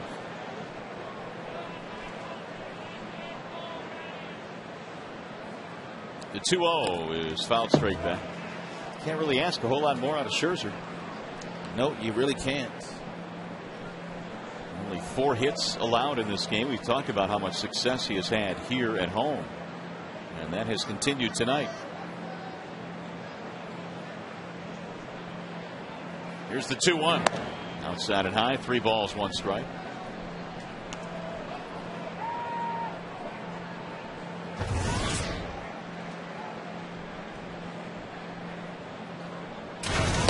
Inside, ball 4.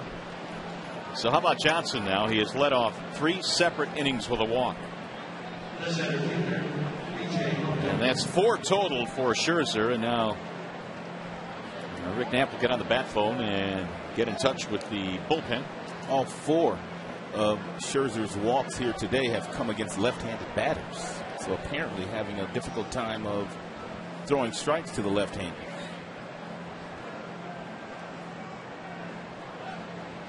Here comes Upton.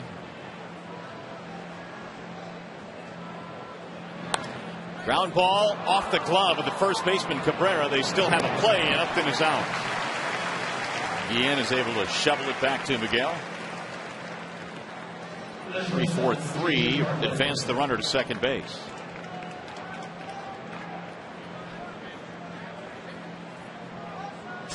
Johnson, who scored their only run, is now in scoring position. And Cabrera able to slow it down, and Carlos Guillen was already headed in that direction because that's where the ball was heading. He's able to pick it up and still get it out.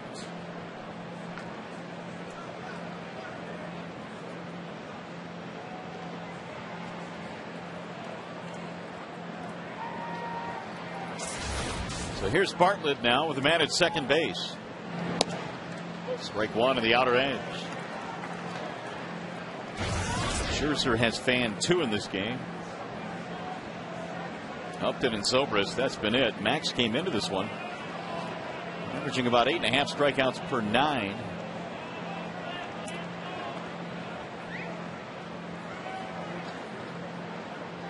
But he's given up just 4 hits.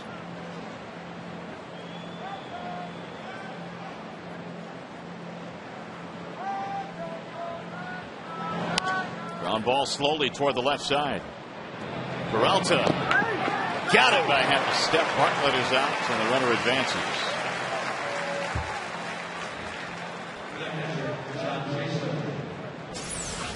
And Bartlett with pretty good speed running down that line, and his momentum was kind of carrying him out of that batter's box. And Peralta gets there, surrounds it, throws on the run to get him by half a step.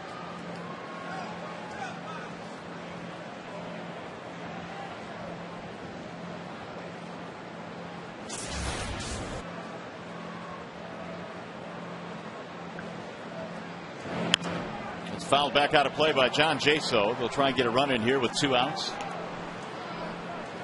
Jaso 0 for 3. Scherzer coming into this one had a 3.23 earned run average at home this year. The ERA at 5 on the road, but the same can be said for a lot of the Tigers pitchers this year. That's going to get away and get a run in. Ooh, just not a real clean game by the boys today. That'll make it a 2-0 game, so a couple of errors and a wild pitch tonight. And nothing really Avila could do here. Looked like a changeup that he held on to a little bit too long, and Avila just not able to get it done. 2 of the walks to Johnson, and he has come around to touch home plate. Slow roller hit toward third. Inge will charge. And that is that. But they get another run in. We'll go to the stretch here at Comerica Park. 2-0 Tampa Bay.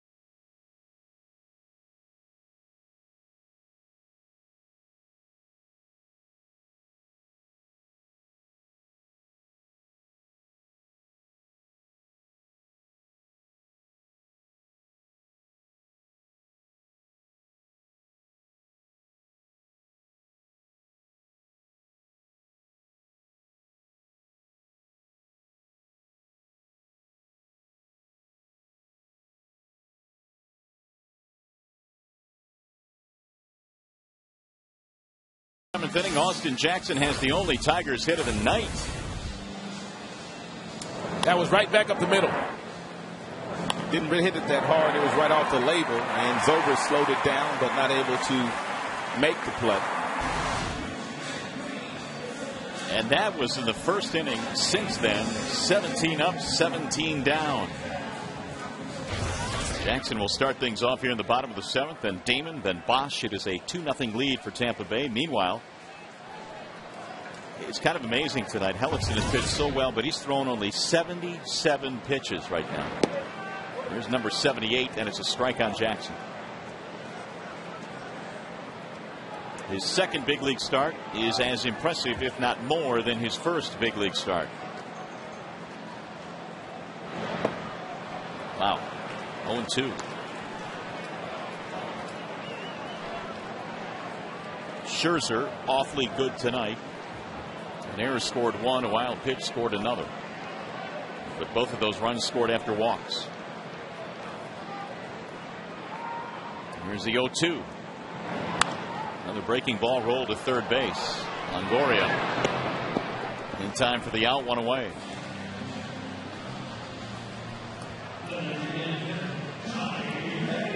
There's Johnny Damon. Tigers still looking for their first win against the Rays this year. They have lost all 5 so far in the season series.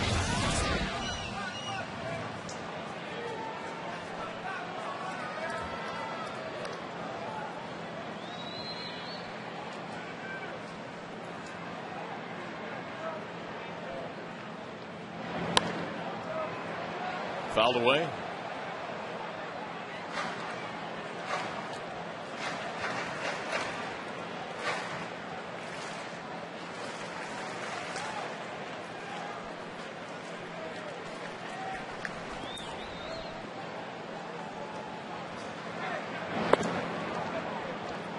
There's only one player that has more hits lifetime against the Rays than Johnny Damon, and that would be Derek Jeter. A-Rod on that list, Manny Ramirez. 192 career hits against Tampa pitching. Fouled away. And Jeter got his 2,874th base hit a couple of nights ago, and he passed Babe Ruth for 39th all time on the MLB hit list. Roll to the right side and threw a base hit just out of the reach of Johnson and Zobrist. been that kind of night. Tigers had an infield hit and now one that just barely gets through the infield, but that'll bring the tying run up.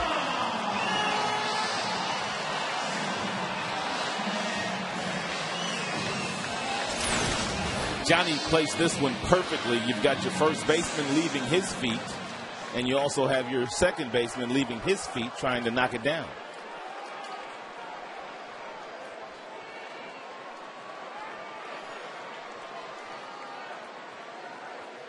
Right over the glove. Yeah. So here's Bosch. One powerful swing away from tying it up. Ground ball to the right side. Base hit.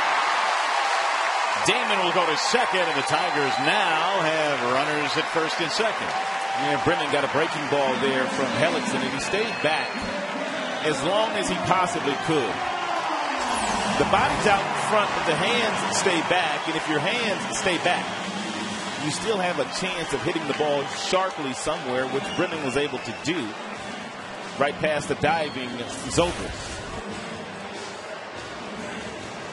First time tonight the Tigers have gotten a man in scoring position. Jim Hickey is out to have a chat with the youngster Hellickson. Well, maybe Hellickson will have some trouble pitching out of the stretch. And really only the second time he has been in the stretch here today. He's been real comfortable. Joaquin Benoit warming up.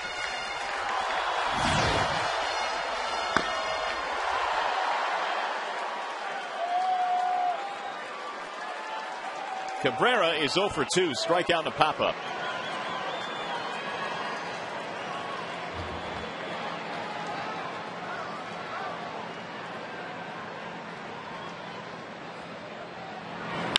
Bouncing ball to short, should be 2. There's 1. Relay, there's 2. Even a bobble by Bartlett, and they were still able to turn it, so Hellickson gets a big double play ball. Tigers baseball tonight brought to you by Bell Tires.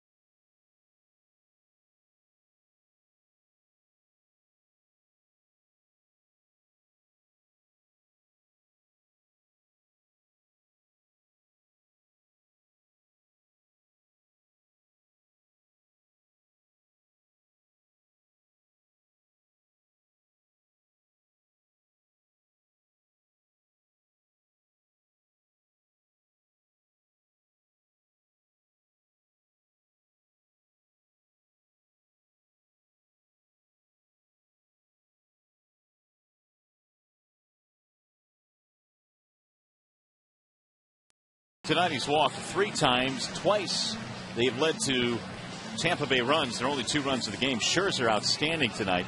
Despite 4 walks, he gave up 1 earned run in 7 innings of work. But Hellickson a little bit better. 7 innings, 3 hits, no runs, and 7 K tonight for the young right-hander out of Des Moines, Iowa. And so as we go to the 8th inning, Hellickson, his pitch count still in really, really good shape. Tigers, meanwhile, go to the bullpen. It'll be lefty Phil Koch in a wall-side windows pitching change. Yeah, Koch has had a really nice year. 6-2 with a 2.54 earned run average.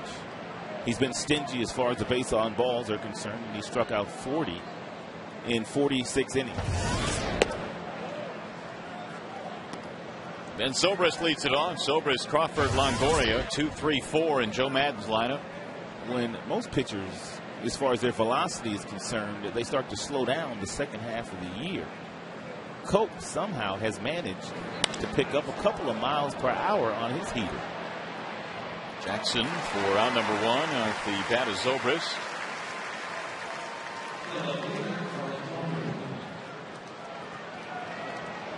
Well, really outside of Jose Valverde, I don't know. I think Cope has probably been their most valuable guy this year, don't you think? He's been right up there. He has pitched really well getting that ball to Valverde.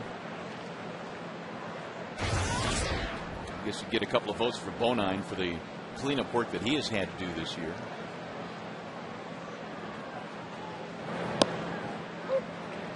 Strike called on Carl Crawford. Crawford is 0 for 3. And now 2 for his last 24.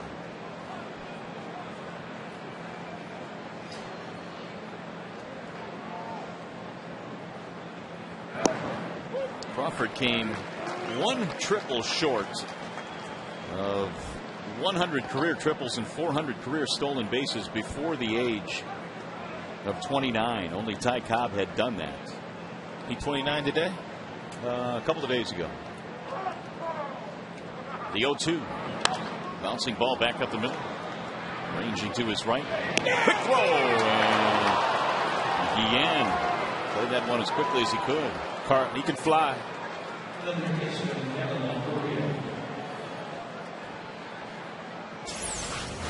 And Crawford getting down this line. It was a breaking ball that was away from him. He reached out and he hit it to Carlos. Carlos, a do or die play, and Crawford with too much speed able to beat it out.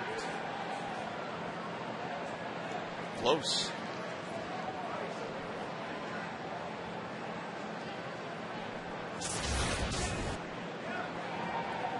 Here's Longoria. That is the 5th hit that Tampa has put up tonight. Ball 1 to Longoria.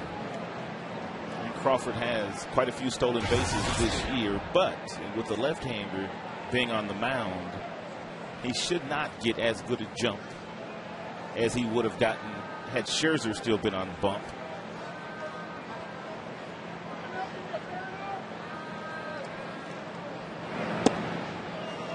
One and one.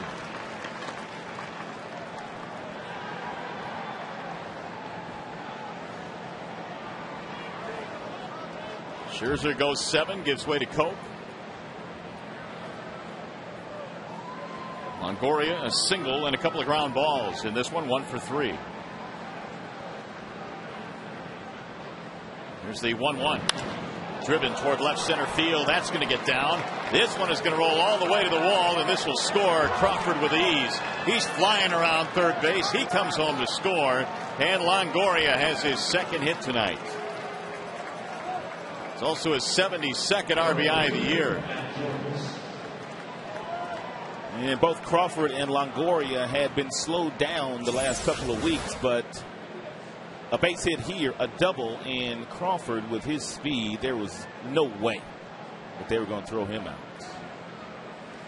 He's just a cruiser. He breaks it down, as a matter of fact. 3-0 Tampa, big run in, and they still have a man in scoring position with only 1 out. 34 doubles now for Longoria.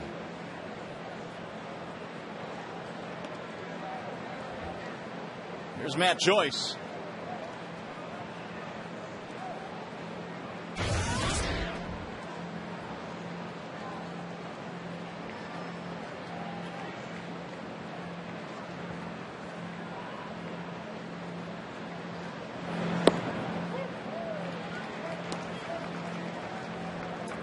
Double and a walk tonight for Joyce.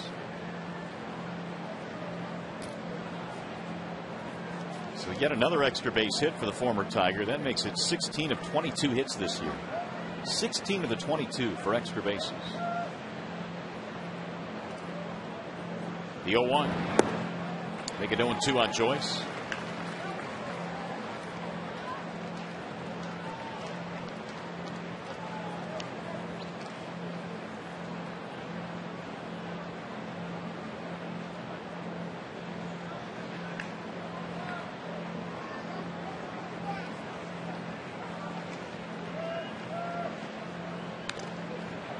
That one got the home plate umpire. Andy Fletcher felt that one.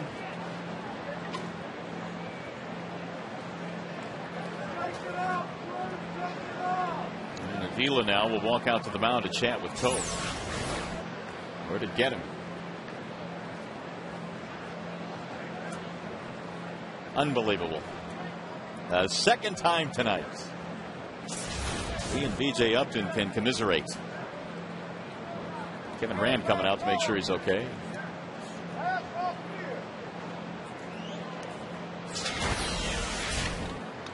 By the way, if Jose Valverde is credited with a save in this game, text Zoom to 37338 to enter to win a party in a Comerica Park suite, brought to you by Mazda.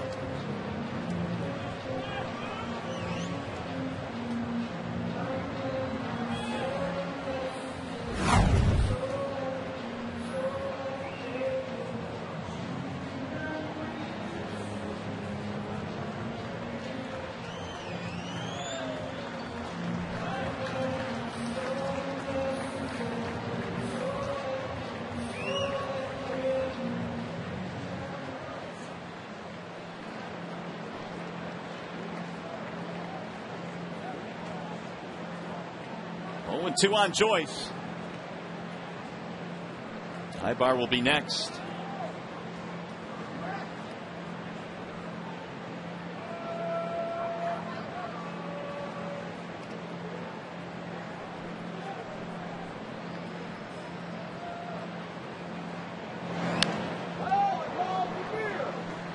Joyce went to high school in the Tampa area. In fact, it's Armwood High School, which is just east of downtown Tampa.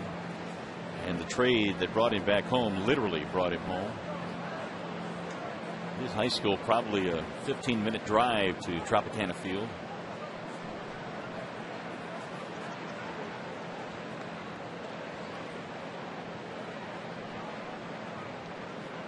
And again the 0-2. Rolled foul.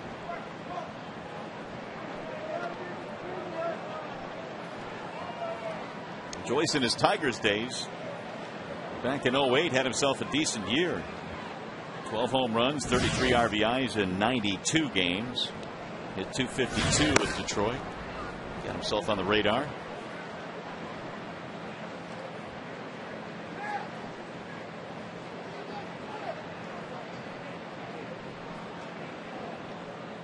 And again the 0-2. He checked his swing and fouled it off.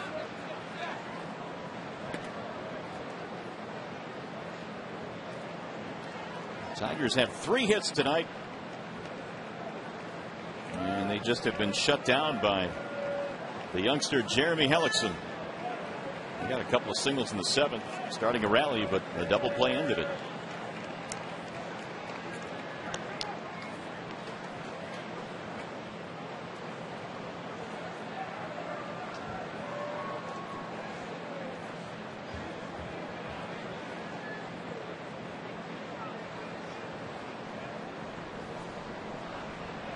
Benoit now is joined by Dan Wheeler. A couple of right-handers throwing in the Tampa bullpen.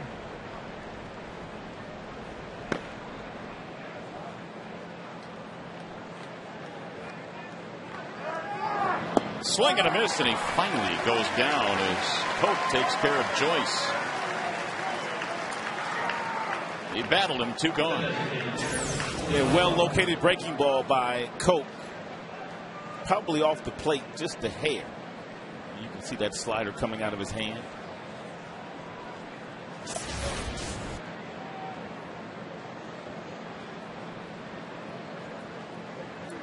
Here's Willie Ibar now with 2 outs.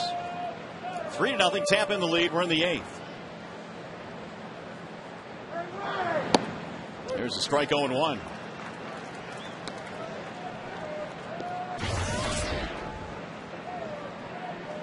Ibar hitless tonight. He's hit into a double play, flied out and popped up.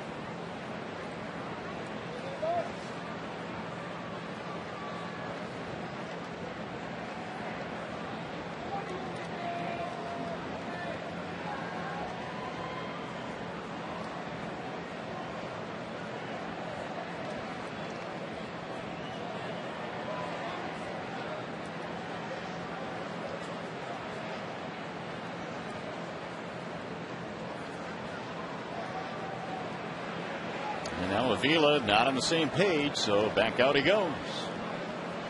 Rays got a run in the 5th, a run in the 7th, one more here in the 8th. They lead 3-0, and another run standing at second base with 2 outs. Tampa came in tonight a game and a half off the pace of the East. Tigers trailing by 9 in the Central.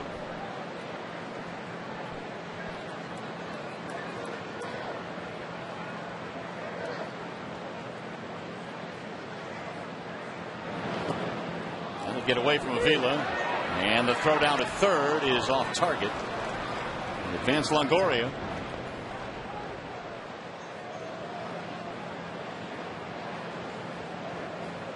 A big game going on in Chicago tonight. The Minnesota Twins playing against the White Sox. They're beating Chicago. Also, the Yankees are playing in Texas tonight. So first place clubs going at it there, and first and second place clubs going at it in Chicago. They're tied coming into play, huh?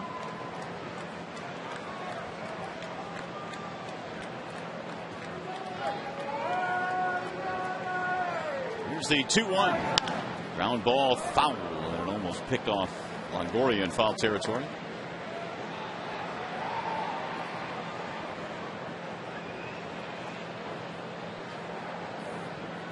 3 runs, 6 hits tonight for the Rays. The Tigers, no runs, 3 hits. They've also committed 2 errors. And one of them allowed a run to score, which made one of the runs that Scherzer gave up unearned.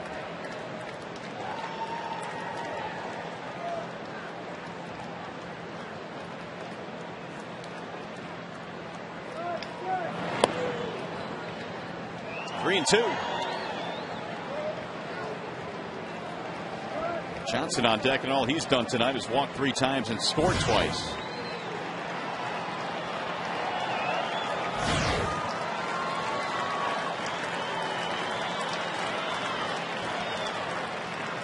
And the 3-2 pitch.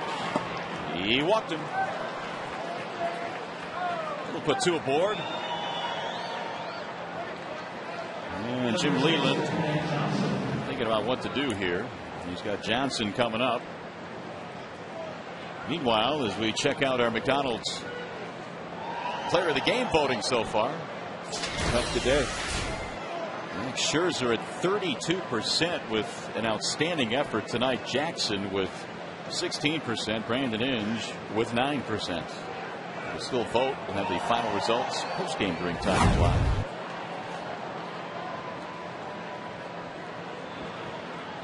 So here is Johnson now with runners at first and third. And a ground ball to second. That will end the inning. They get another run, though, an insurance run for Tampa Bay as we go to the bottom of the 8th. It'll be Guillen, Peralta, and Inge.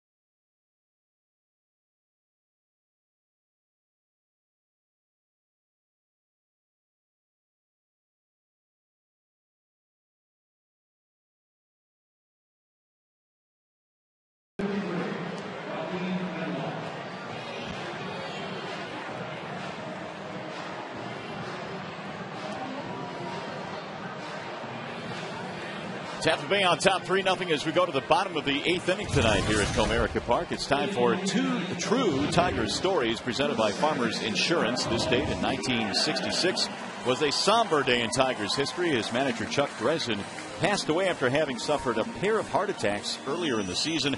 He was replaced as manager by Bob Swift. Visit farmers.com to hear real true stories from Farmers customers. Farmers Insurance, ready feels good. So the Tigers bats need to come alive now, and they're going to have to do it against the bullpen. Hellickson is done after 7 outstanding innings, and they'll give way now to Joaquin Benoit. It's not going to be easy. Benoit has been one of the better, if not the best, setup man in all of baseball this year. The numbers kind of speak for themselves. He's got 54 strikeouts in 40 2/3 innings, and he's only walked 7.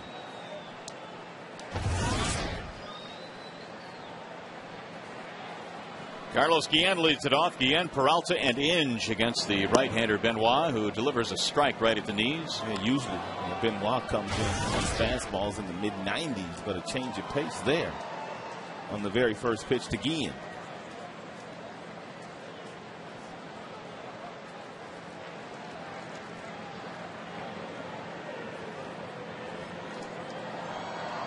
Here's the 0-1. Carlos cuts and misses. There's the heater. A couple of years ago, it was Bartlett, the shortstop, who was the MVP of their team. And you mentioned it was Zobrist that got that honor last year, the second baseman. But this year, Joe Madden has said that Benoit has probably been the MVP of their team this year with the valuable outs he has gotten in from the closer, Soriano. He missed all of last year with a torn rotator cuff. He had surgery, and in his days in Texas, at least early in his days in Texas, was used quite a bit as a starter. It was a great sign by the Tampa Bay Rays. They didn't have to put him on the roster, but they invited him to spring training, and he has been great this year for Joe Madden. 1-2 is popped up in the air. A shallow left field cruising over is Crawford toward the line. First out of the inning.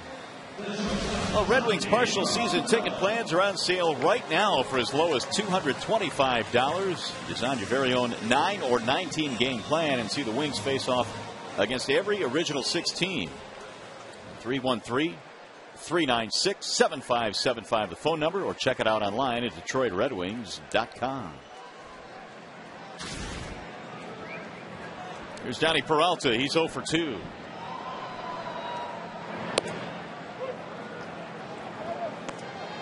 This offense has struggled since the All-Star break. I mean, I know Maglio was missing, but man, you did not see this coming. Probably neither did Lloyd McClendon. Swing and a miss, 0-2.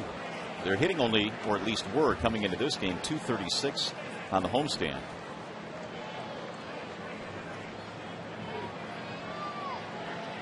No balls, 2 strikes on Peralta. He's 0 for 2.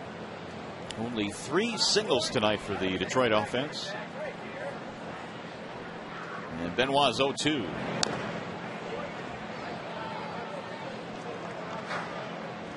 Well, it's going to be another really good pitching matchup tomorrow. We had a dandy one here tonight. Tomorrow it's Verlander and Garza for the 105 game. Verlander searching for his 13th win. Garza is 11-6 with a no-hitter against the Tigers under his belt. Checked it, and he went, said Mike Everett. 2 gone. Benoit gets his first strikeout. And a couple of guys that feature real good fastballs tomorrow. Verlander with 140 strikeouts this year. Garza with 110.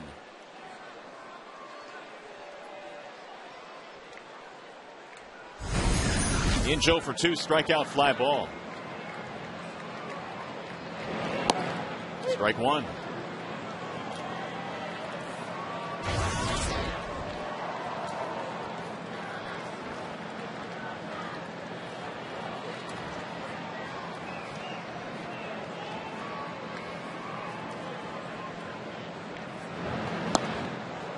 Make it strike 2. Looks like Benoit is following the youngsters' lead. Jeremy Hellickson, who featured quite a few off-speed pitches against Tigers hitters today. He struck Peralta out with a breaking ball, and that was a real good changeup there for strike 2 against Brandon. Swing and a miss, and Benoit makes quick work of the Tigers here in the 8th. He strikes out a pair. Tigers go in order. It'll be Upton, Bartlett, and Jaso coming up.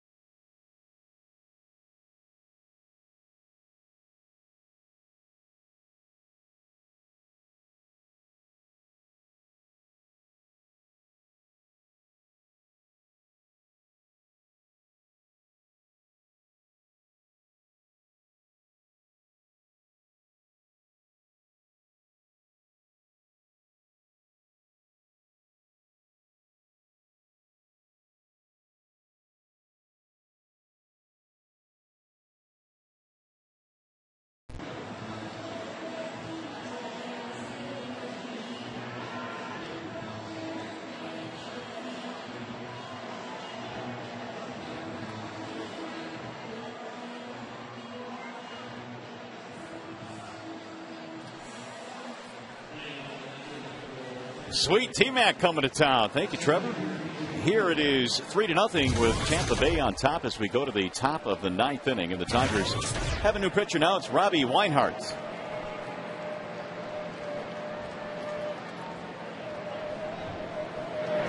BJ Upton leading it off. It'll be Upton, Bartlett, and Jaso facing Weinhardt. 3 runs, 6 hits for the Rays. The Tigers no runs on 3 hits, and there's a leadoff single for Upton, who goes the other way. It's his first hit of the night. And bring up Jason Bartlett. Bartlett's had a couple of hits tonight for the Rays, and Tampa Bay now with 7 hits.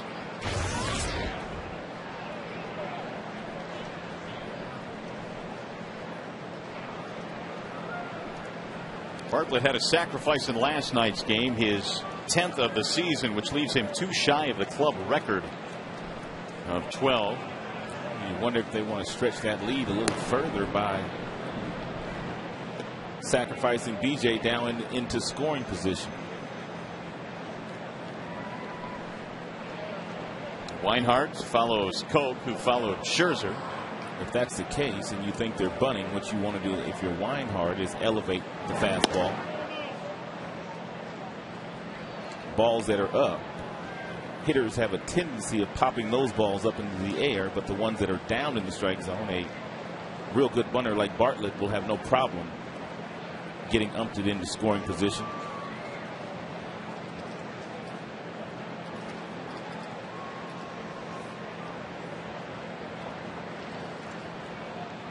Runner goes, and it's a hit-and-run base hit to right field.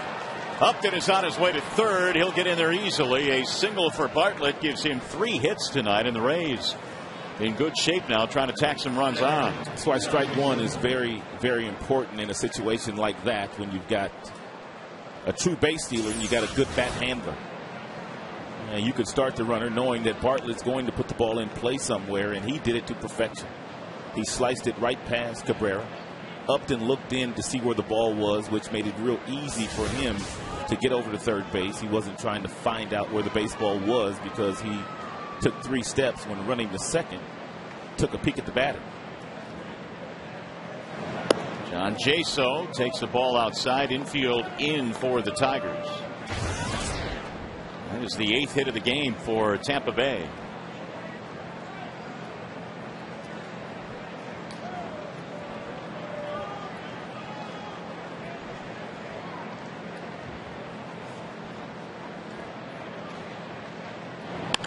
Bouncing ball fair inside the bag at third. This will get a run in. Bartlett on his way to third base. Throw coming into second is not in time. A double and an RBI for John Jaso. Cued that thing right inside the bag.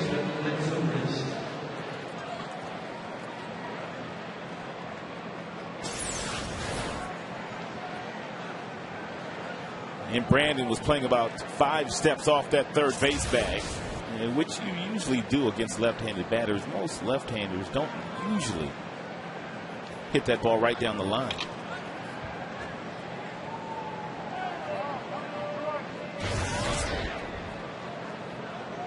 Ben Zobrist 0 for 4. 4-0 game. The Rays have scored 1 in each of the last 3 innings. Still nobody out. That's fouled back out of play.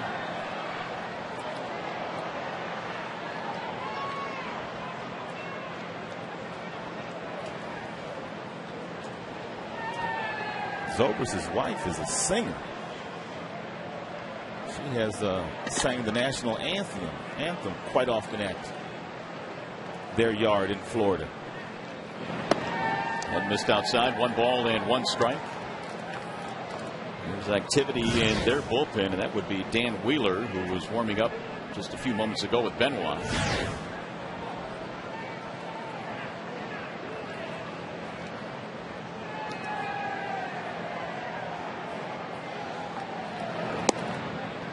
A little bit outside. 2 balls, 1 strike on Zobrist.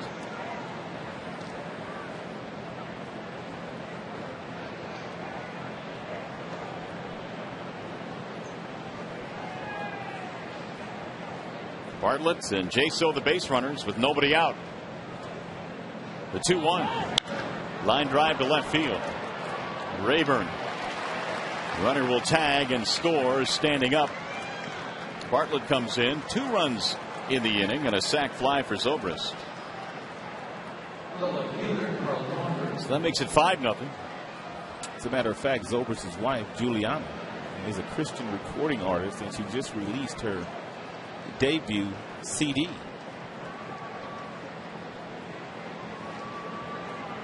Here's the 49th RBI of the year for Zobrist, and that'll bring up Carl Crawford.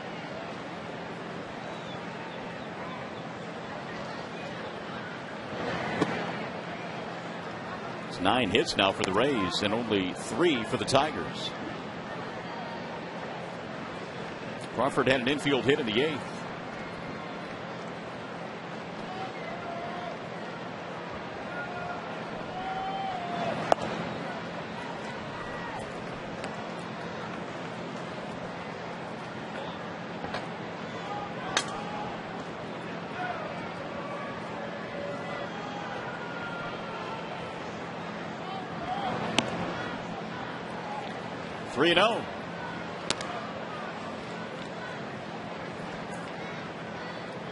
Scherzer started this one for the Tigers. Went 7.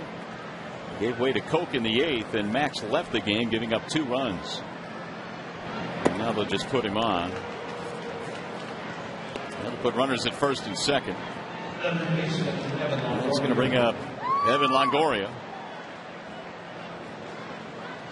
And Weinhardt hoping to get a ground ball here to get him out of this inning. Longoria has put the ball on the ground twice in this game. He's also doubled in a run. He has hit into more double plays than any member on their team. But you wouldn't think that they would hit into many double plays with as much team speed as they have.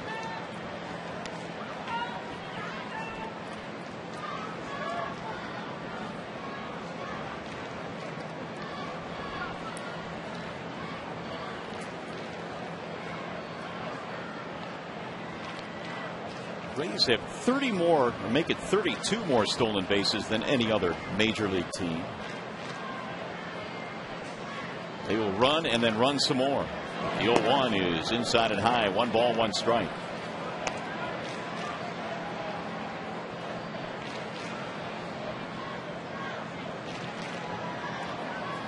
That's what kind of makes these first 2 games of this series kind of surprising.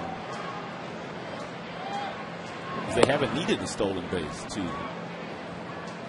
lead both of these games real late. They won last night, of course.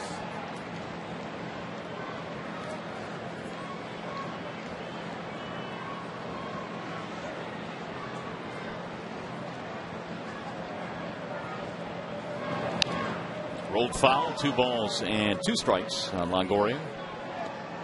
After tomorrow's game, Tigers are back on the road. They will head to Chicago and then to the Big Apple, New York City. It's not going to get any easier. 2 opponents in 2 ballparks that are difficult to beat. And 2 teams that are trying to get to the postseason. Swing and a miss, and it gets away from Avila. Batter is out, runners advance.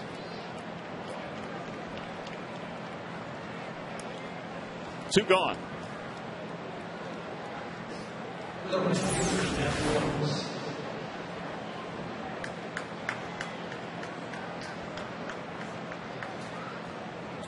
First base occupied, nowhere for Longoria to go. So with 2 away, here is Matt Joyce, and they're not going to pitch to him.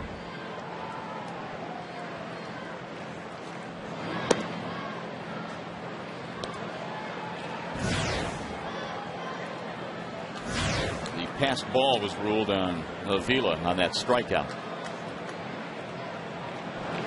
There's ball 2 missing outside to Joyce. So they're going to take their chances with Ibar, and the base is loaded. 5-0. Tampa has added 2 more here in the 9th.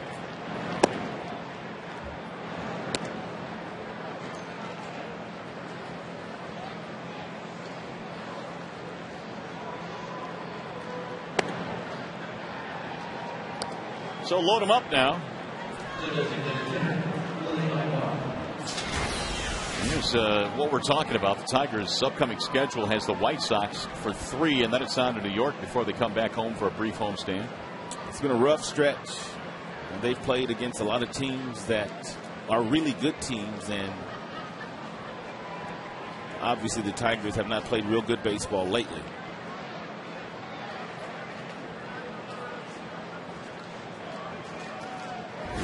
Here's Ibar. Tigers tonight have had 2 wild pitches and 1 passed ball in this game. A couple of errors to go along with that.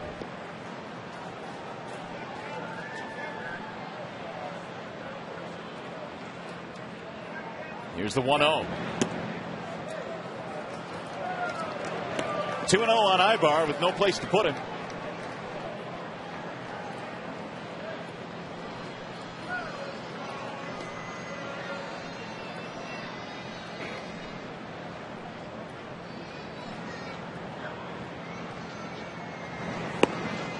Two and 1.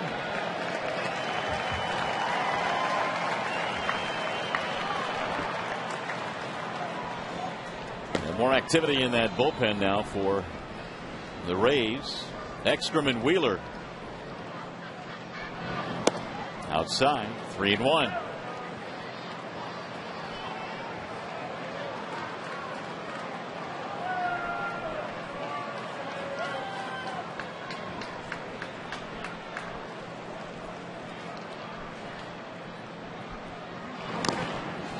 Make it 3-2 on Ibar. The Tigers in the bottom of the 9th will have Rayburn, Avila, and Jackson Dua.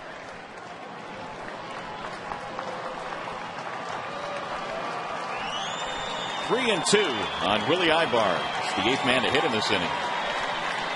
Johnson, the only man that has not yet hit, is waiting on deck. And the 3-2 pitch. Fouled away.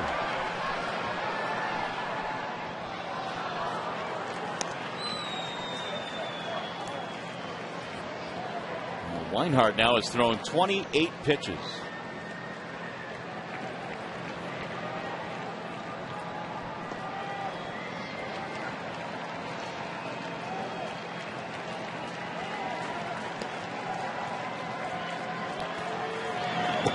And he walked him with the bases loaded. Ivar gets a walk, forcing in a run. Jim Leland comes walking out quickly out of the dugout. He is not happy at all. They walk Joyce intentionally, and it backfires. Ivar gets the base on balls. And so that makes it 6-0. And Leland will take the baseball and go to the bullpen. We will step aside. Back with more in a 6-0 game.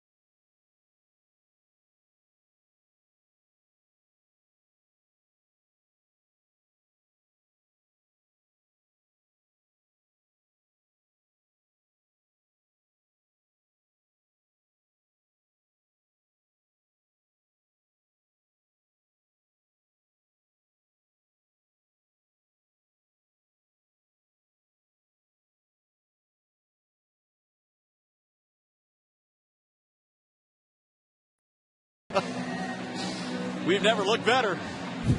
That's for sure. That's perfect. He even got his hand in there, too. Nicely done. We thank you very much. 6-0 is our score as we play here in the 9th inning. Base is still loaded. And Enrique Gonzalez will take over for the Detroit Tigers. Well, Enrique just needs to throw some strikes and make them put the ball in play. Make them hit it. If you're going to give up some runs, make them put it in play. Dan Johnson has walked 3 times and scored twice in this game. He'll bat with the bases loaded here and 3 runs in.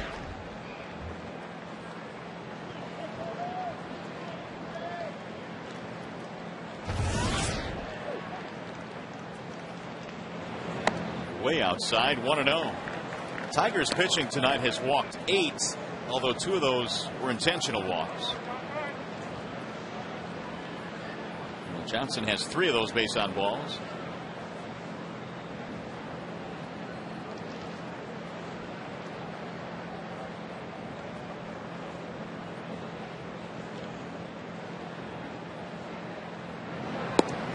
Missed it again. 2 balls and no strikes.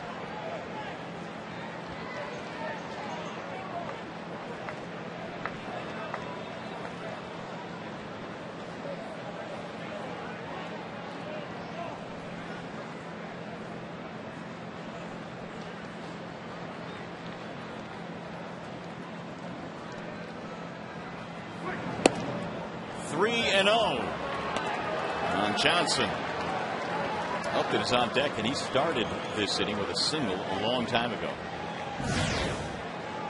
And now Gonzalez 1 pitch away from walking in another run. 3-0 pitch. Ball 4. 1 inning close. Back-to-back bases loaded walks. 9 walks for Tigers pitching tonight. So give Johnson an RBI. That's his 6th.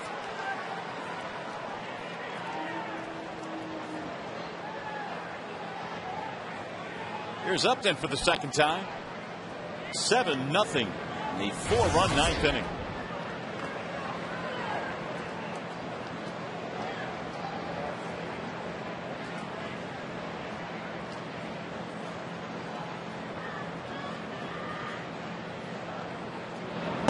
Inside, Upton goes down and sprawls away from the batter's box. 1-0. That was a breaking ball. Looked like from Gonzalez.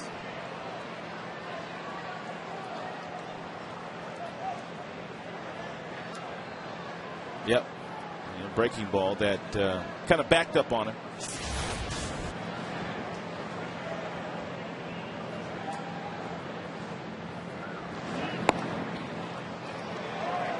He has not thrown a strike yet.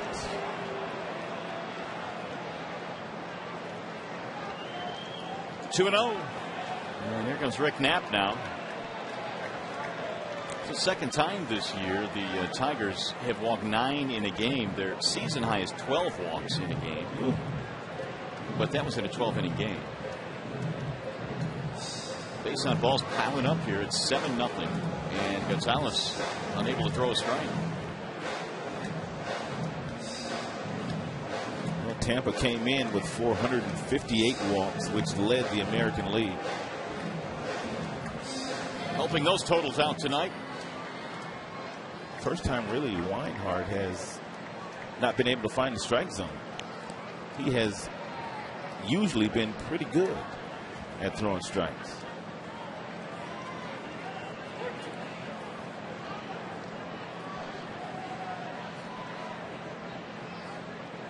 Here's the 2-0.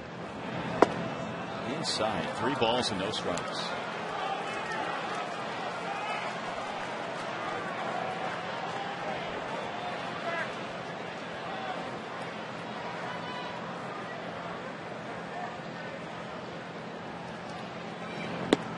There's a strike. It's the first one that Gonzalez throws, and a very loud, sarcastic cheer follows that strike call.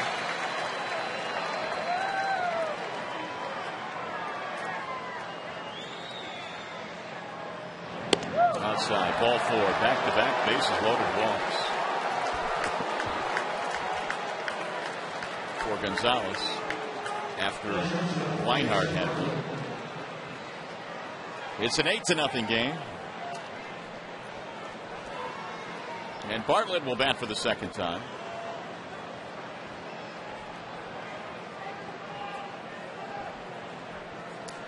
This has turned into a 5-run inning.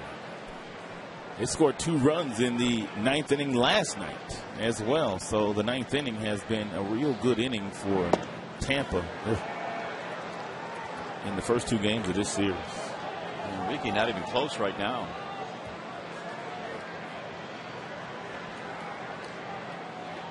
One ball, no strikes on Bartlett, who singled earlier in the inning and scored.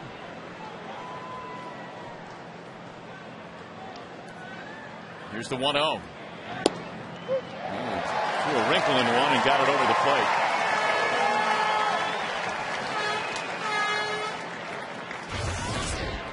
Three for 4. Big night tonight for Bartlett.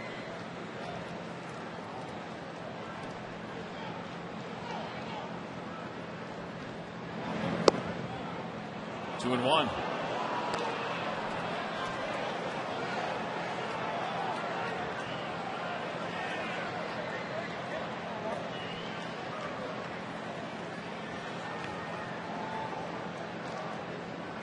More action in the Tigers bullpen. Bouncing ball off the end of the bat should get him out of the inning. Gonzalez will cover, and the inning is over. An ugly inning it was, though.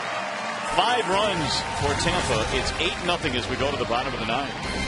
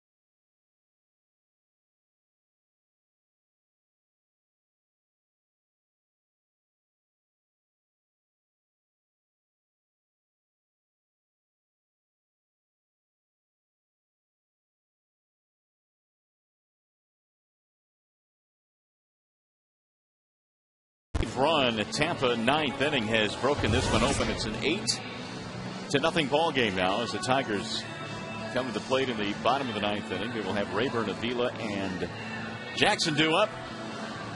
Long night for the ball club. The Tigers pitching staff walking 10 in this game. And Mike Ekstrom will take over now for the Tampa Bay Rays.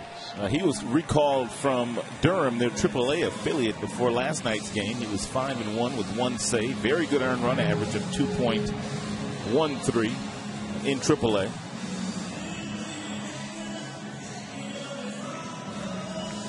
Former San Diego Padre, Mike Ekstrom. He made the Rays opening day roster this year. It was his first, but he was optioned to the minor leagues on April 27th. So here's Rayburn to lead it off. Rayburn, Avila, and Jackson.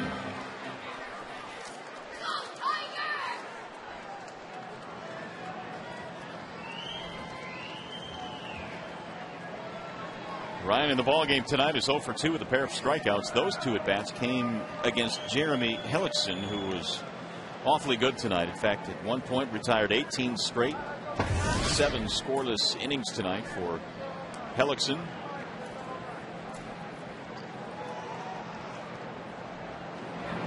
First pitch is in for a strike. Ryan Rayburn.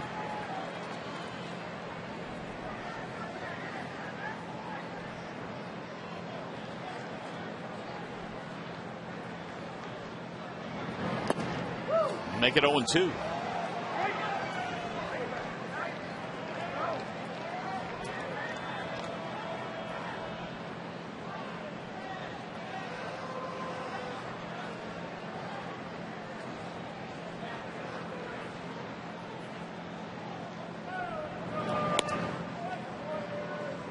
Verlander Garza tomorrow to wrap up this series and wrap up the homestand for the Tigers. It looks like Verlander will be trying to get a win after a Tigers loss again. Swing and a miss. Rayburn is out of there. He has fanned for the 3rd time tonight.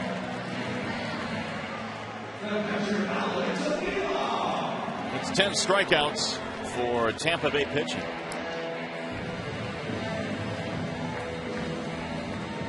Here's Avila. First couple of starters the Tigers have seen in the series was Price last night, Hellickson tonight. Both racking up quite a few punch outs. Benoit also chipped in with a couple in the ball game here in the 8th. That's why we often talk about how when you get into a playoff series, the team with the more dominant pitching, maybe not necessarily as much depth as you need in the regular season, but if you can roll out some guys they can roll out that miss bats, tough to beat. No doubt. Let's see if Crawford gets over there. He does in foul territory. 2 gone. So that's going to leave it up to Austin Jackson. Austin still ranks rather high as far as rookie categories. First in hits and runs, batting average, stolen bases. I guess you could say he's probably the favorite winning the Rookie of the Year, at least for the offensive player. He's got my vote right now. Well, it's still a long way to go, so we'll see how the last month and a half plays out. But Jackson certainly has to be right up there. He has had a stellar rookie campaign, especially for a guy that when he came over, all we heard about was the fact that he was a great defensive player and his offense would have to develop. But he kind of hit the ground running with his offense, winning American League Rookie of the Year, Rookie of the Month in April.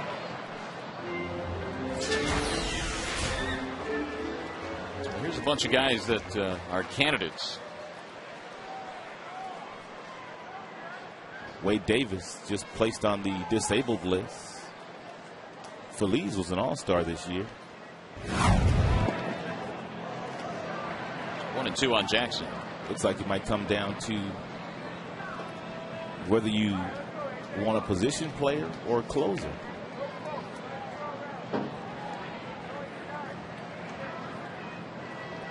in a year where you have position players as viable options, I think some voters would probably go that way. And there's a base hit. 2-out single. I would agree with that. Just by logic, Felice is going to be pretty close, if not over 40 saves. And that's a lot of saves for a first place club. A lot of pressure. Absolutely. Here's Damon. He had a single back in the 7th. I thought Feliz was a real big guy, too, but when he was here, he's not really that big in stature. Just a lot of thunder in his arm, though. Oh, he's got some electricity in that right arm. Single by Jackson is his second hit tonight, so another multi-hit game, and only the 4th for the Tigers. They're down to their final out here, trailing 8-0 to Tampa Bay in the bottom of the 9th.